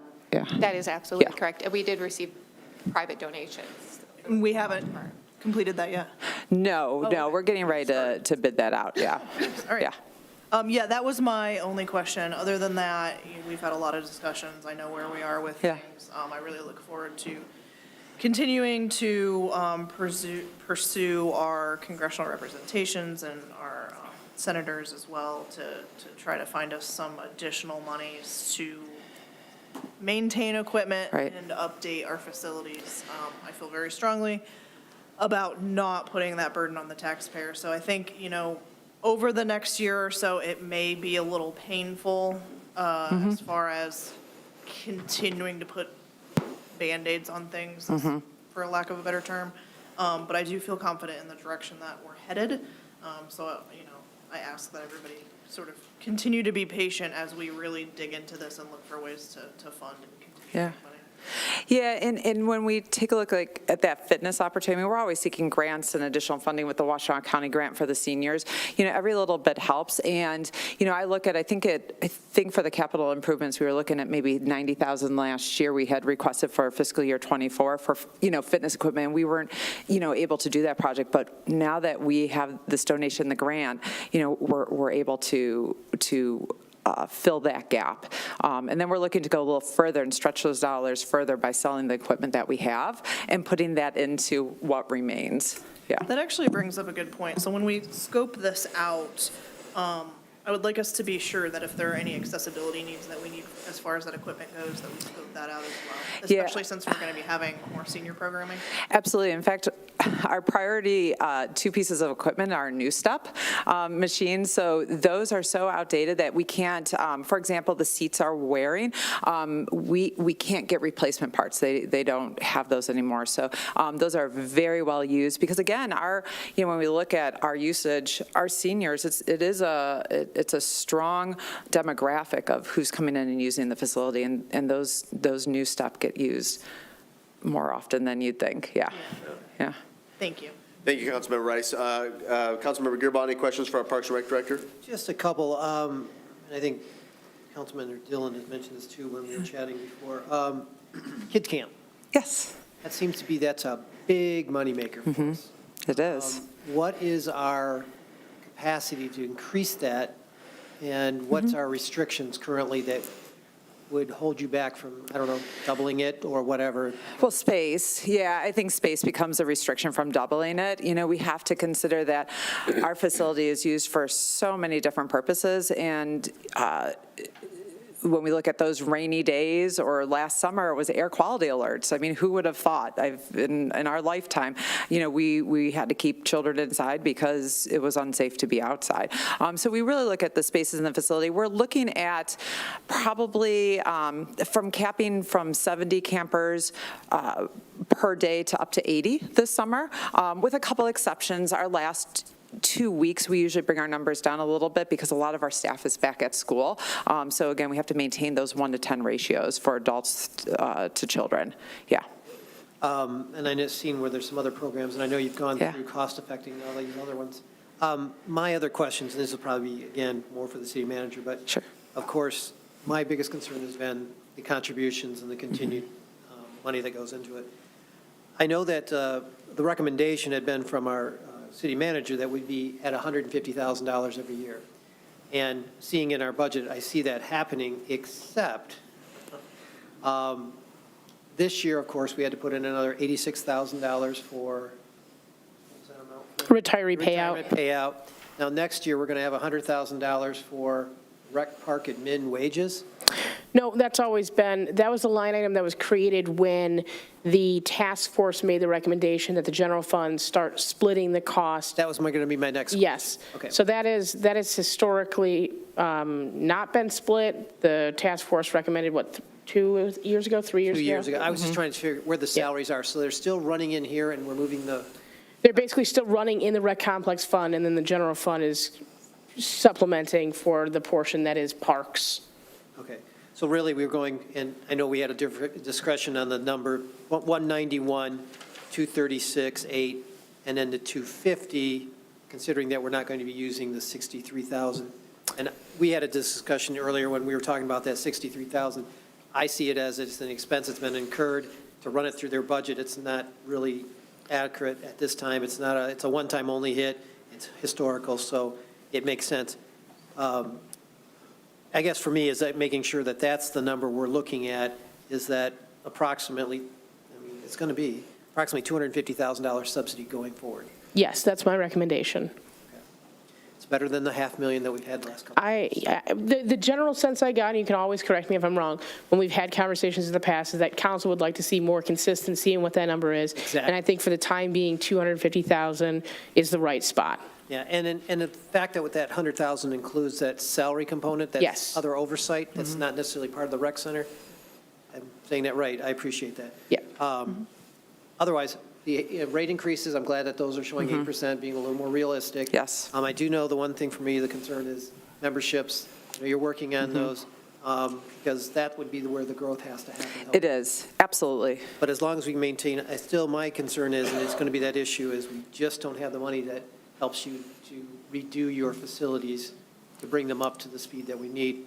So that's either going to have to, and I expect it should have come from CARES millage, because there's a number of things you're doing that I feel is adequate for CARES millage, and some of it's just going to small minor things in Teff Park, which I know that's part of the whole complex, but it needs to be part of our operation. So looking forward to whatever you can bring in on that, and if we can keep the 250, that's sufficient for me. Thank you. And actually, on the CARES issue front, I sent an email to the city manager today and chatted with her briefly on Friday. I did have a very productive coffee with School Board President Michael McVeigh last Thursday. I think we're tentatively scheduled to have a school board city council retreat in May, early May, and that will be the main topic of discussion, is the future of CARES and how that we can create a better partnership between the school district and the city to meet the needs of our community. But we'll have more to share in the coming weeks. Mayor Pro Tem Dillon, any questions for Parks and Rec Director Lambert? Thank you. I do have a few. So I guess I wanted to ask, somewhere in here I saw a fee that we're paying. It's like a processing credit card fee. So are we not passing through the fees? Like when people pay their membership with a credit card, are we not charging them the credit card processing fees? We don't add a separate charge to that. I think that's all just included with those membership. I mean, the majority of people who, whether they purchase a membership or purchase a program registration or what have you, I would say the majority of people do use credit cards for that. So that's just all worked in. I think when you split that out, that has such a negative feeling toward the consumer if they see a separate charge. Because it's become the norm now, I will be honest. Anything that you do, whether you're paying in a restaurant, whether you're paying online for, tickets to an event, there are either a service fee or a credit card fee. And I understand the perception issue of it. I think we need to take that into account, though, when we're looking at our increase percentage, so that we're allowing for that also, because it's like last year, I think we ate $30,000 in credit card fees. It's not a couple $100, it's not coins in the couch. I mean, it's real dollars. So I really want to make sure that we're looking at that. If I may, Sure. one option that we do have to explore is combining the credit card processing fees. Right now, the rec center uses a different provider than the city, and the fees are based on volume. So the volume would, a higher volume could ostensibly lower both sets of fees. Okay. Hopefully, it wouldn't be the same card company that we're using for water bills, It would be the same company. Oh, you don't- because they have like some voodoo math that they do, that you're paying based on the amount of your bill. It's not a flat fee or anything, and it seems like an exorbitant fee, to be honest. I've stopped paying using my credit card to pay our water bill for that reason. I don't remember it ever being that high. So just to be cognizant of that. But I do think that if there's an opportunity to look at it and we can reduce those fees, then it's just more money going towards other projects. So when I was looking at it, I look at some of your classes and I look at some of the revenue sources. And I mean, at what point do we look at dropping things like bar that we're budgeting $100 for? Right, so those are a bit deceiving when you look at our fitness classes, because fitness classes are actually included in the price of the membership. So several years ago, when we went from an a la carte system where you would have a membership and then you'd get a discount on your fitness classes, we actually had adjusted our membership fees significantly so that we would include fitness classes, and participation shot up. So we have more people, participating. Yes, it does get absorbed across the board. So whether or not you are using those classes or not using those classes, classes, but it has actually been quite successful in getting people into our facility. I think, and I'm trying to get this number correct, but I think we had over 12,000, Colleen, is that what I sent you? 12,000 visitors to fitness classes this past year. We've had a lot of people coming. So where that revenue is, those are for people who are not members, who are paying, so you don't have to be a member to register for the class. You can actually, or to attend the class, you can actually register as a non-member and pay a fee. If that's all you want to do, and maybe you are just in town for the winter, or maybe, for whatever those needs are, that's why we have that line item, is to capture those people. That would include Zumba, yoga, bars, cycling, like all those fitness classes. So that's going to stand out, yes. No, thank you. That's Yeah. absolutely, I Yeah. really appreciate that description, Yeah. because I couldn't understand why we were carrying classes Yes. that had $100. Yeah, when profit Stephanie and I margin to went them. through, because she oversees the fitness, and she was just cringing, Yeah. as we're looking at that, because we understand, Right. No, I really appreciate Yes, that yes. explanation, because it does look a little. Yes. There's a weird line item for penalties, first item under revenue. Is that penalties, incoming penalties that we're charging people? It's $400, just trying to figure out what exactly that is. Oh, would that be when we bill somebody? Yeah, so sometimes we need to send a bill for a forfeit fee for one of our leagues, and if they don't pay it in time, then they incur a penalty fee, and that has happened. Awesome. Yes. Okay, thank you for that. The grant that you spoke about earlier, the senior grant from the county, the 3-year, is it $25,000 per year, or is it $25,000 over the 3 years? No, it's $25,000 for this current year, so 2024, with the hopes to be able to renew it for 2 consecutive years. That's not a guarantee, but Okay. yes. Okay, that's fantastic. And please spread the word on that. We need everybody's help, yeah. Right, yeah, I look forward to getting some information on that so Yeah, we can yeah. understand, because I had only heard about part of it, and there's a different aspect of it through social services too, I think. We've partnered up with Saline Area Social Services, and if anybody is a client of theirs, Saline Area Social Service will cover the cost of transportation through People's Express if transportation is a barrier for you being able to come to the rec center to work out. Right. So I just learned about yeah. that yesterday, so I think if we can get some messaging Yes. together, I think it would be great, we can push that. Why don't you and your colleague pencil in April the 1st? So I know you're out of town at the next council meeting, but why don't we plan to have that as our singular presentation in about 2 weeks' time, 3 weeks' time. So the other one that I wanted to ask, and this might be for Treasurer Cole, it's our auditor line item dropped down to 0. Did that move to someplace else? So the auditor fees for this past year were part of what was included in fiscal year ending '23. The audit has not started for this year yet, but the fees will be charged there. So we will look to adjust this at some point? If that's the approved action. So at the time when we did the budget, we didn't know whether or not those fees would be taken over by general fund again. It's very clear that we're not going to be doing that this year, so we'll adjust that for the next draft. So we need to, okay, add in that $8,000. Yeah, this is where I think it was a line item, sorry, I had to get my ruler out so I can follow my lines across. It said bank service charges, it was 18.5. And that's, is that what would bank service charges be?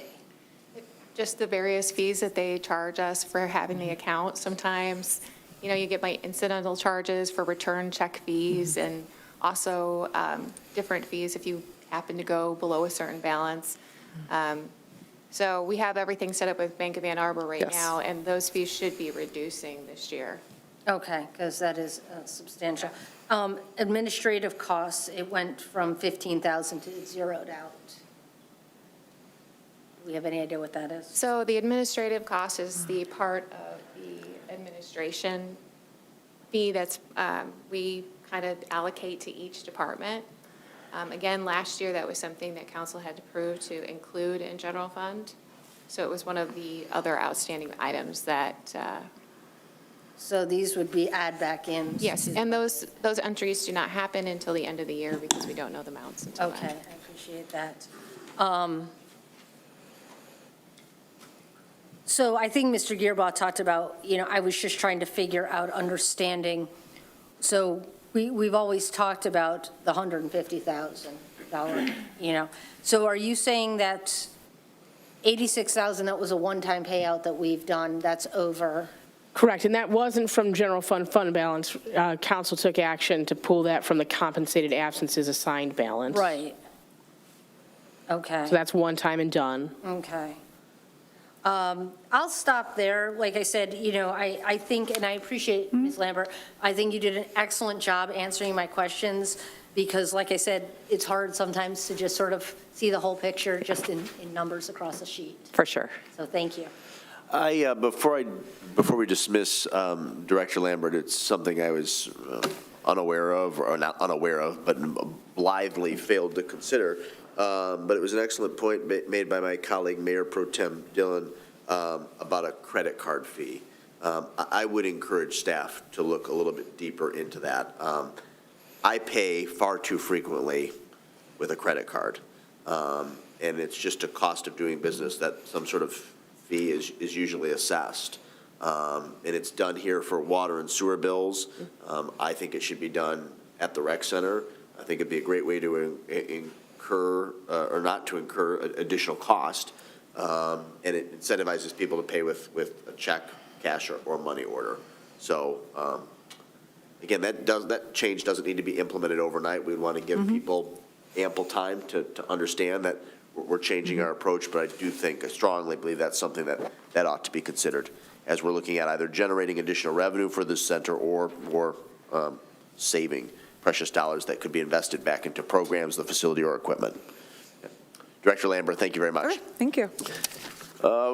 Got just a few minutes here, but we'll try to get through. Is water and sewer next? Yes. Okay. And God bless you, man, for staying till the end. Yeah. How we doing? Next year, we'll have to flip it, Bill. You can start, and we'll let somebody else end. Back to front instead of front? Yeah. Fair is fair.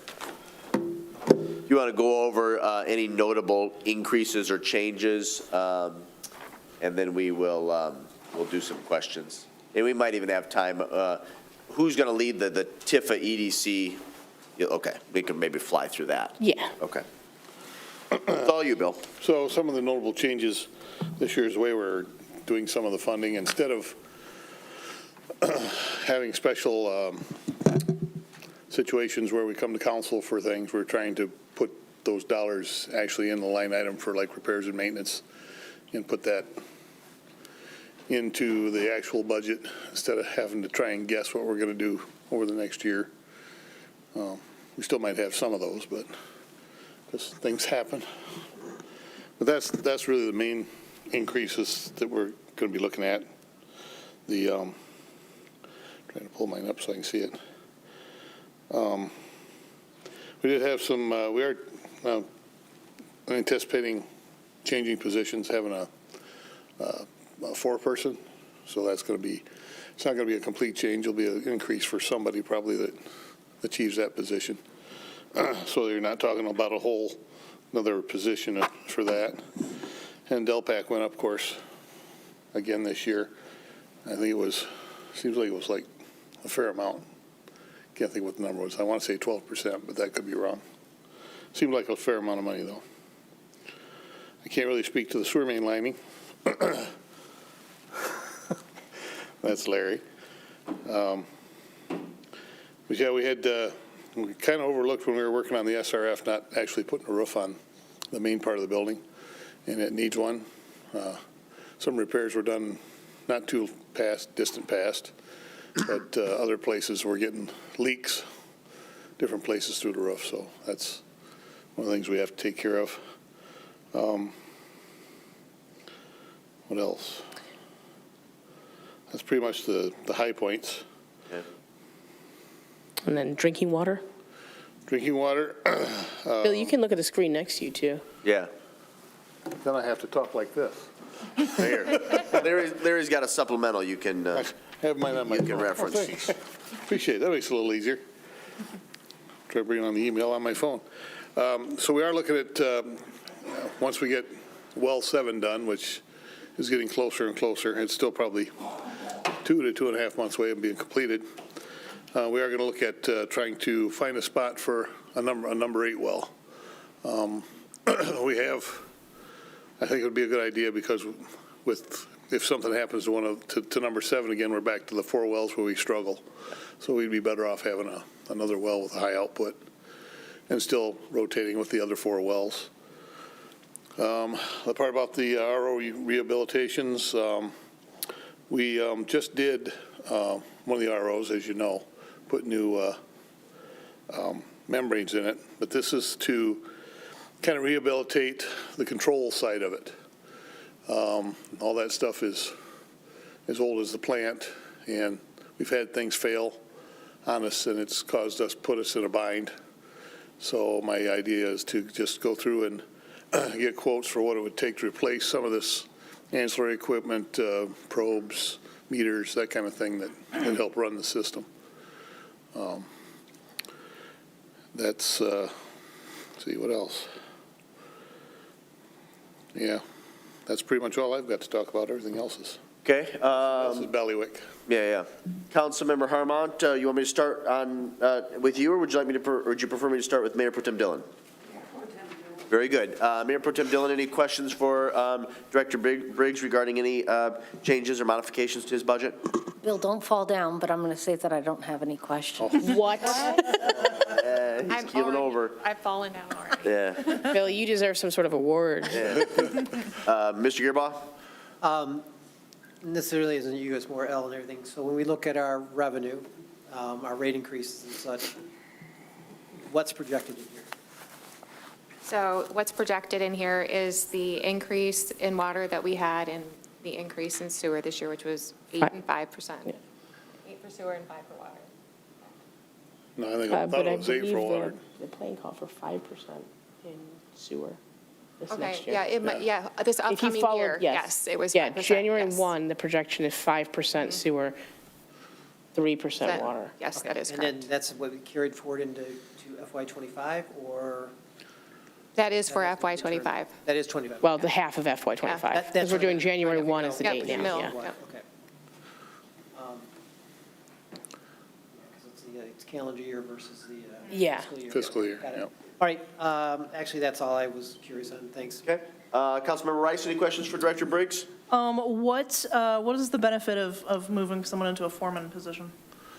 Well, it's, as we're going through this, we're trying to get enough people, and I have enough things to do, and even with Craig as my assistant superintendent, he's working on a bunch of different projects, so it's harder to make sure the smaller stuff gets done, the day-to-day stuff gets done. We want somebody that can just kind of oversee that and keep us from missing samples or, missing things that should be getting done because the other guys are either too busy or don't realize it needs to be done. So it's just an advantage to build another layer of oversight so that we can hopefully not miss anything.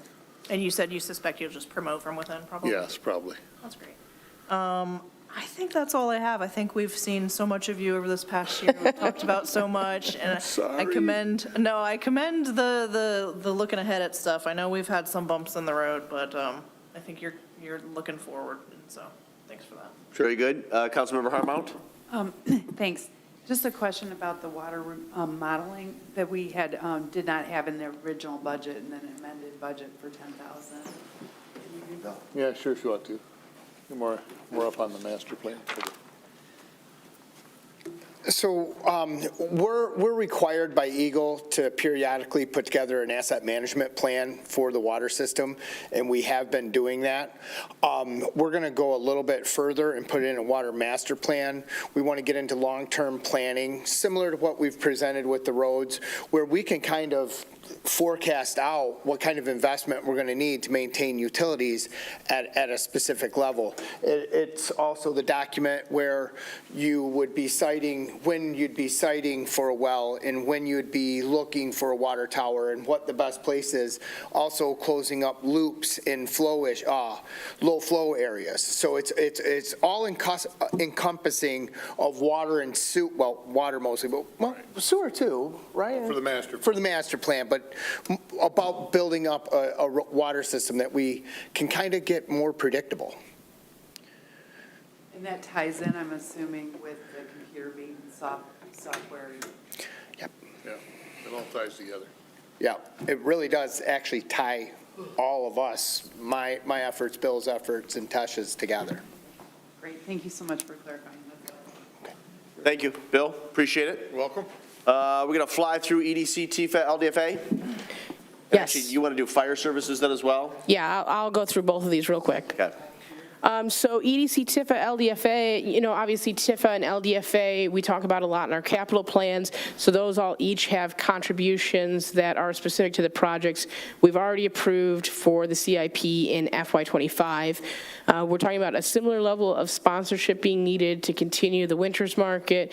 Really, the only change is there's going to be, we're projecting a $5,000 increase to the general fund contribution for Saline Main Street, and then if we're serious about developing this grant program, potentially another $50,000 would be a separate line item for that project. Otherwise, we do have some payments falling off within LDFA related to previous debt issuances. So those will either, there was a final payment in FY24 or in FY25, which is good news for those funds. Under fire services, I believe at this upcoming meeting on the 18th, we will approve the fire budget that has been recommended unanimously by the fire board. It is again in excess of the total cost of the 1 mil we levy. I believe it's requires another about roughly $200,000 contribution from the general fund, if I'm remembering. And again, this assumes that the SAFD will take that admin assistant position in-house, so there will not be that exchange of funds. That's a net neutral for the city. It doesn't cost us anything more or less because it was being fully reimbursed by SAFD, but it's just a change to the budget itself. And then the 406 account fund summarizes our capital improvement contribution to the fire. Very good. I'll start to my right this time. Mayor Pro Tem Dillon, any questions? Here, I'll start with fire. Just one question. Was there a line item?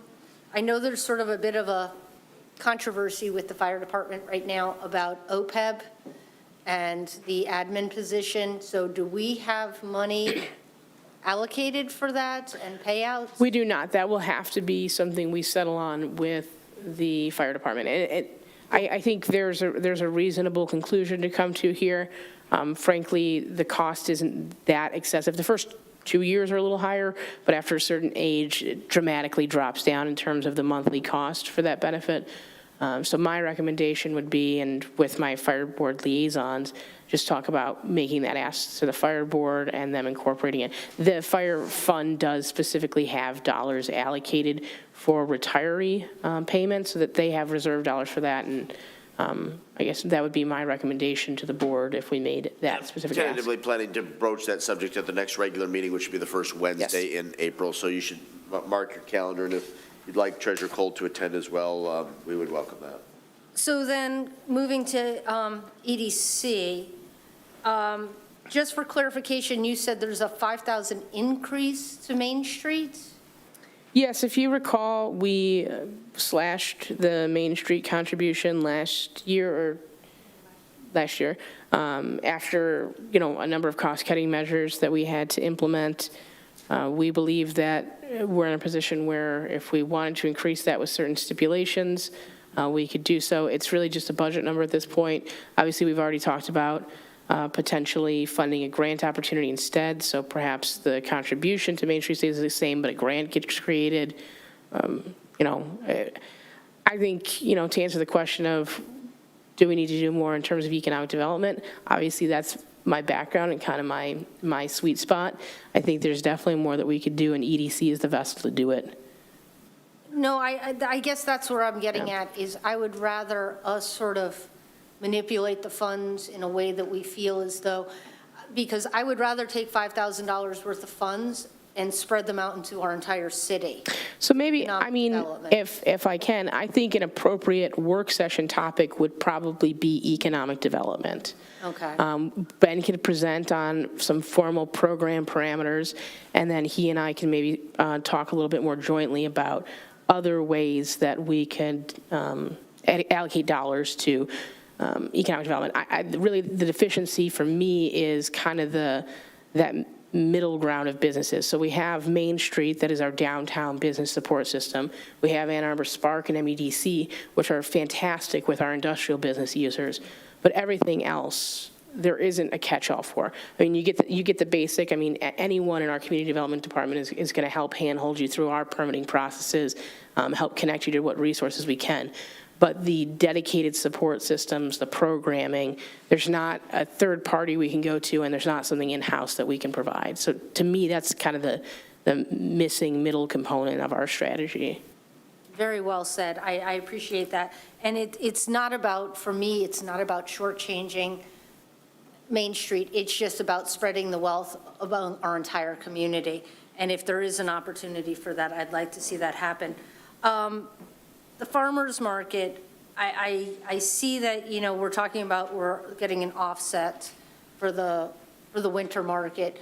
How does that work timing-wise for us? Like, where does our commitment need to be in order?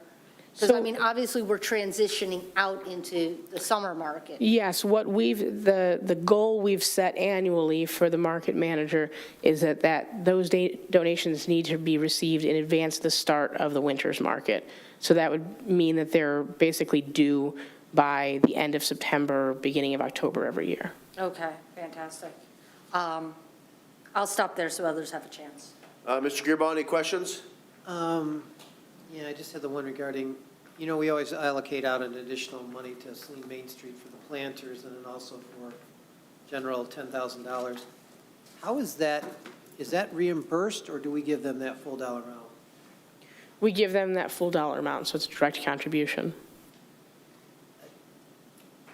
We're supposed to be getting reports back on how that money's spent correctly, correct?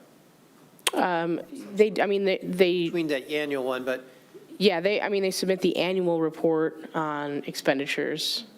I don't know, I'm just curious to know. I'd rather, if it's We- for those two things, collapse it into one line or do something else. Well, the challenge is, part of it is funding through TIFA, and TIFA can't be used for operations. So that's why it's broken out the way that it is. And we have to run it through this fund instead of, but we want to do it, I guess I'm saying the 5,000. All right, if I'm being perfectly honest with you guys, I think EDC as a fund could just disappear, and we could have an economic development department within the general fund. It's kind of silly to have this shell game of general fund making contributions The only time this was created was because we actually had specified dollars that were granted to it. Exactly, and we don't have that anymore. So it's just, I guess it's a personal preference for you guys. Yeah, if we can sunset this one, and then we just have the two boards going forward, and then we just allocate. Yeah, I mean, we would dissolve the EDC board and then just create an economic development department. I would say that sounds good for you. If you want to You do can that for whip that up FY real '25, quickly. is that possible? Can we get that in place for FY '25? I think we can make it happen. I'll help out. We'll be fine. I mean, dissolving is easier than creating. Yeah, it's just, I mean, right now, and it's general fund really that's contracting with Main Street. It's general fund that's contracting. It's all the I mean, same. I liked when we had this because it specifically broke it out, so it had a little more scrutiny to it, but because it's really just money being passed through, it doesn't make sense to do that. But you're right, it puts it in a bigger pile of dollars, and then we can prioritize the entire community. So, Yes. thank you. Councilmember Rice, any questions? No, I really like this idea. It also kind of, I mean, breaking it out like this, it's really hard to explain to the community what all's going on too, because they're like, oh, this is all you're doing for economic development? It's like, no, there's other things happening. One of the things that I would like to implement as well is some, not oversight of the farmer's market, but some additional conversations about the farmer's market. what we're offering, what our purpose is, and some more economic development thoughts behind that as well, and how it's serving our community. So I'll also suggest, typically in April, March or April, the farmer's market manager presents to EDC. If it's our intent to make economic development just a department within the general fund, I would suggest she come make that presentation to this body. Correct. I think that'd be wonderful. Especially we're going to have a broader conversation about economic development. Yeah. Because one thing, I'm sorry to take, No, it's okay. I'll restore any time that you've lost. One deficiency, or not a deficiency, it's an opportunity with the farmer's market, especially in the summer months, is I think we should be providing space as sort of an incubator for startup businesses. I think that's a great way to sort of engage in economic gardening, to foster some entrepreneurship, and then maybe transition people if their business grows, expands, matures, to a brick and mortar facility elsewhere in the community. But that's just one of many things I think we ought to explore as it relates to growing, expanding, maturing our farmers market in the ensuing years to make it more impactful on the community. Absolutely, and along with that, city services as well, having more space set aside for folks to come and talk about what we're doing in the city, what our commissions are doing, things like that. It's been a struggle for the last couple of years to nail down space and time to do that. I think if we have this broader conversation about what we're doing for the community at the farmers market in general, kind of branding our farmers market as a community thing, not just a farmers market, I think that will help with that as well. Yeah, that was it. Councilmember Harmount? Yeah, I support the transition to having a, fully economic development entity as a whole, and then also tying in maybe some specific key performance indexes as it pertains to, Main Street or whatever is re-envisioned to encompass all of our businesses within Saline, as opposed to just, like you were mentioning, the industrial or the downtown, but having actual KPI and then understanding how we're performing towards that KPI. Mm-hmm. That's all I have. Thank you very much. Anything you'd like to add before we wrap up this evening? Again, we'll revisit the the proposed 2025 budget as a discussion item at our next regular council meeting to determine when we want to meet again. If that's a work meeting, a separate work meeting, a work meeting prior to a council meeting, or in some other format that's deemed appropriate by the majority. I do want to make note, because Mayor Pro Tem Dillon brought this to my attention, and my apologies, my faux pas for not catching this earlier. The agenda, the top of the agenda should have been reversed. We should have first entertained a motion to approve the agenda, and then subsequent a motion to excuse the absences. So presentation does come first, but it always has to come after those first two motions. It's a moot point now in terms of approving or modifying the agenda, but the chair would entertain a motion to excuse the absences of council members Lesh and Seal. Moved by Gearba. Is there a second? Second. Seconded by Dillon. I'll get you on the next one, Councilmember Harmount. All those in favor signify by saying aye. Aye. Opposed, say nay. Ayes have it, the motion carries unanimously. We've come now to public comment. Under the Open Meetings Act, any citizen may come forward at this time, make comment or question on an item that appears on this agenda. Comments will be limited to 3 minutes per person. Anyone who would like to speak is requested but not required to state his or her name and address for the record. The record will note there's no one in the audience that is interested in speaking. Clerk Royal, did we receive any written comments in advance of tonight's meeting in which the individual wanted their remarks read this time? Easy enough. Then we already acted on new business, on the one new business item when Councilmember Seal was still here. So unless there's additional business to be brought before Saline City Council this evening, the chair would entertain a motion to adjourn at 7:29. Just one question. Please. It's kind of a statement or whatever. We're doing the whole budget, we're looking at everything. And, one of the biggest concerns for our community has been affordability and trying to understand how are we achieving that through what we're doing. And looking at our budget, looking at our expenses, when you were asked the question, what are you doing to save me money? And your answer is? Well, I think the answer is you can look at the cost savings initiatives that we presented on first in November of 2023, and all of the changes that have been made since that time, which show us coming in under budget for this current fiscal year and adding again to our fund balance reserves next fiscal year. I think within the last 18 months, the city's finances have taken a dramatic turn because of the actions that we've put in place now. And if we continue on that trend, we're going to achieve exactly what our goal was, which is greater fiscal resiliency. And a fiscally resilient community is one where we have the ability to take minor risks, like getting more creative with our land use zoning or developing more economic development strategies. That's where I want us to be.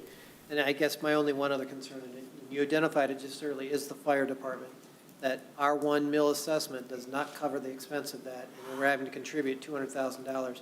So whatever happens moving forward needs to be addressed sooner than later. And there are a number of concerns right now that I feel that this city, as a community, needs to address. So when I look at this budget, that piece is not necessarily identified there, and I'm really concerned about that. So.